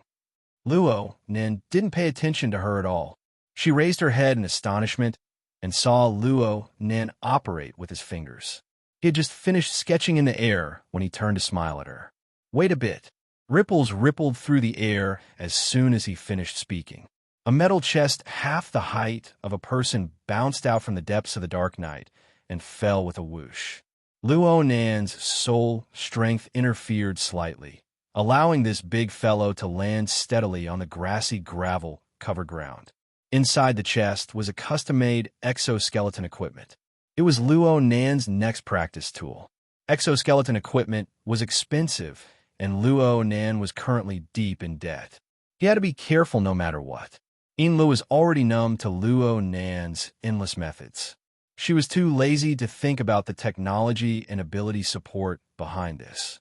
She just did her duty and walked forward quickly, preparing to take over. Luo Nan shook his head. I'll just hold it. He still looked like a thin and weak youth, and his combat skills were trash in the eyes of professionals like Jim Master Xiao and Shuele. However, after a long period of mutual interference and tempering of the God Wheel and Body Wheel, there were even more qualitative changes after the awakening. In terms of physique, it was definitely at the inhuman level. The 200-kilogram metal box was easy to carry with one hand. Compared to who would carry the box, he was more concerned about the follow-up arrangements. This is a deserted island, right? Where are we going next? There's a boat on the shore on the right. Sir, aren't you going to deal with it? Inla was a bit surprised to see Luo Nan leave with the box. Luo Nan was even more baffled. Handle what? This is a framework that can be used for spatial jumps. It's not like there's no one around. Just now, when you came over, there was quite a commotion in the abyss area. If someone followed you here and discovered the setup here, took it away, or destroyed it, Luo Nan blinked his eyes. Does it take a lot of effort for you to buy these things? No, it's very simple to order, and there are backups. Then just leave it here. The materials aren't as expensive as labor. Luo Nan explained a few things in passing. You said that this is just a framework. It's nothing more than a temporary airdrop station. It's not a permanent building. The truly useful configuration requires the turbulent interference of the abyss area to be temporarily constructed. The rest of the stuff can be messed around with however you want.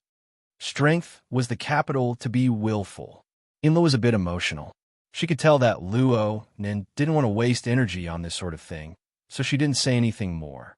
Then she clasped her hands around her abdomen, bowed once more, and invited Luo Nan to head to the shore of the island to board the boat. Luo Nan walked about 200 to 300 steps before he saw a white yacht anchored on the shore. It was quite conspicuous under the curtain of night. According to your instructions, we need to maneuver around North Mountain Lake. The corresponding residence is a bit hard to grasp. So, I made the decision on my own and chose this high-speed yacht. If we use it as a habitat, we'll give up some of the comfort, and our mobility and flexibility will increase by quite a bit. Of course, if you're more accustomed to living on land, we can also stay near the shore of the lake. No, this is a good idea. Luo Nan's eyes really lit up when he saw this yacht. It was for no other reason than that the somewhat vague details of the plan suddenly became clear. It could be considered an unexpected, pleasant surprise. In Li's mind relaxed. Just Luo Nan's attitude alone meant that the painful process of racking her brains these past 2 days wasn't in vain. Her mind relaxed, but she still maintained a respectful and restrained expression on her face. She just invited Luo Nan to board the yacht from the rear deck and introduced the basic situation of the yacht to Luo Nan at the right time. The yacht's name is Ray. It's Fadi Corporation's Pioneer-class motorboat. It has a classic 3-story structure, and its entire body is made of carbon fiber. The boat's length is 24 meters, and it's equipped with a solid fuel and electric dual-drive engine. Its top speed can reach 50 knots, and its steering performance is superior. Since Luo Nan was carrying heavy luggage, Lu first guided him to the residential area of the lower deck to settle him down. This place is completely isolated from the crew cabin. It can guarantee confidentiality and safety. The central area is the master's room. It's the same width as the boat. The living conditions are acceptable. Luo Nan arrived at the master's room of the yacht and put down the heavy metal box. His gaze and mental senses swept over at the same time. What entered his eyes was the luxurious decorations of the cabin. Of course, the most eye-catching thing was the large bed in the middle. It was big enough for 3 or 4 people to lie side by side. There were portholes on both sides that could see the view. There was an office area, a movie area, a restroom, a shower room, and a walk-in wardrobe. It could only be said that the rich were okay. Poor ghosts like them had no way of understanding them. Inla maintained a smile on her face. She let Luo Nan look at the other door outside the cabin.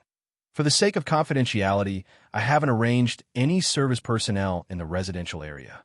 However, I'm in the attendant room to the left of the exit. Oh, it's very close. Lu tilted her head slightly.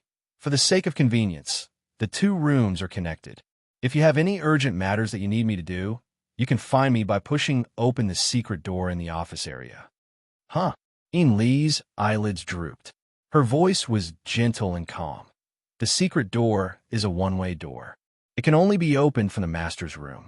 Please be at ease with its safety. The atmosphere turned strange. Luo Nan was dazed for a moment. Then he frowned. There's no need to live so closely. Isn't there another room at the bow? I think it's quite spacious. Li's eyebrows were still drooped. That's a VIP room. Mr. Luo, don't you have your cousin in Band City? If the situation changes, we might need to move her over here. Or if there are other honored guests staying here, it would be quite awkward to adjust the room. What use is this yacht when we need to move Moya? Besides, where would there be other honored guests? The madam said that if Mr. Luo feels that the situation in Band City is complicated, she can come over at any time to share Mr. Luo's worries. Luo Nan was silent for a moment. His gaze swept over Li's body. Then he nodded. We'll talk about it later. You continue to introduce the situation on the ship. He didn't stay in a master's room any longer. He walked out first. Lu followed 2 steps behind him. The crew members are all veteran mad believers of the order. They are all retired military personnel. Their speedboat driving and water operations are all first class. Luo Nan grunted. They really are mad believers. Lu raised her eyes and shot a quick glance. Then she immediately lowered her head. She was unable to verify Luo Nan's firm judgment. Or perhaps it was better to say that she didn't dare to verify Luo Nan's judgment. In any case, they could be considered to have settled down now. The living area of the lower deck, excluding the crew's cabins, actually had 3 cabins here. The master's room, the VIP guest room, and the attendant room. A small living room was arranged between these 3 cabins. There was a set of sofas here, and there was a small and exquisite bar counter on the opposite side. The wine rack behind it was filled with all sorts of alcohol. Luo Nan didn't recognize the brand, but he thought that the value of the alcohol placed here must be considerable. Indeed, If there was a professional service staff here, the quality of life on the yacht would soar beyond his imagination. Of course, the reality wasn't bad, either. Luo Nam let out a breath and sat on the sofa. He leaned his upper body back, feeling the sofa's soft touch. He felt the northern mountain lake area, Xia City, and even the surrounding areas that were completely different. His attention soon returned to a more meaningful level of information that involved the extraordinary plane. The surrounding aura is very exuberant. Luo Nan chose a more appropriate word. Within his sensing network, the surface of the water, the underwater, the island, and even the sky were all exuberant with life. Or perhaps it could be said that it was exuberant a bit too much. Northern Mountain Lake was once the most active area for mutants in the surrounding areas of Ban City. It was also one of the areas with the most abundant populations. Even though the military conducts a large-scale sweep every year, they can only suppress the intensity of the mutants here. Ban City is already the only place in the surrounding seas that is suitable for a large metropolitan area. Building a city here is just a choice made after having no other choice. Inlu stood, ramrod straight, at the bottom of the stairs leading from the master's room to the small living room. She introduced softly. "Sit down and talk." Luo Nin just wanted Inli's help. He didn't want her to be a slave, so he indicated for her to sit down. Inlu bowed in thanks, but she first dimmed the lights in the small living room. She opened up the virtual work area and projected the relevant information. Only then did she lightly lift the hem of her windbreaker and sit on the edge of the sofa. Luo Nan's gaze followed Li's movements by some strange coincidence. He watched as her stocking-wrapped, long legs neatly drew together and then slanted outwards. They contrasted with the ankle-high heels of her ankle boots, revealing a particularly slender and perfectly round line. They emitted a faint blue light under the illumination of a luster. So was blue. Luo Nan's mind leaped with thoughts that had nothing to do with the established goal. His eyelids also jumped. It was as if Inlu was completely unaware of it. She just adjusted the information in the projection area and explained, "I have previously reported to you about the matter of searching for the target. Right now, we have already locked onto 2 areas surrounding Northern Mountain Lake.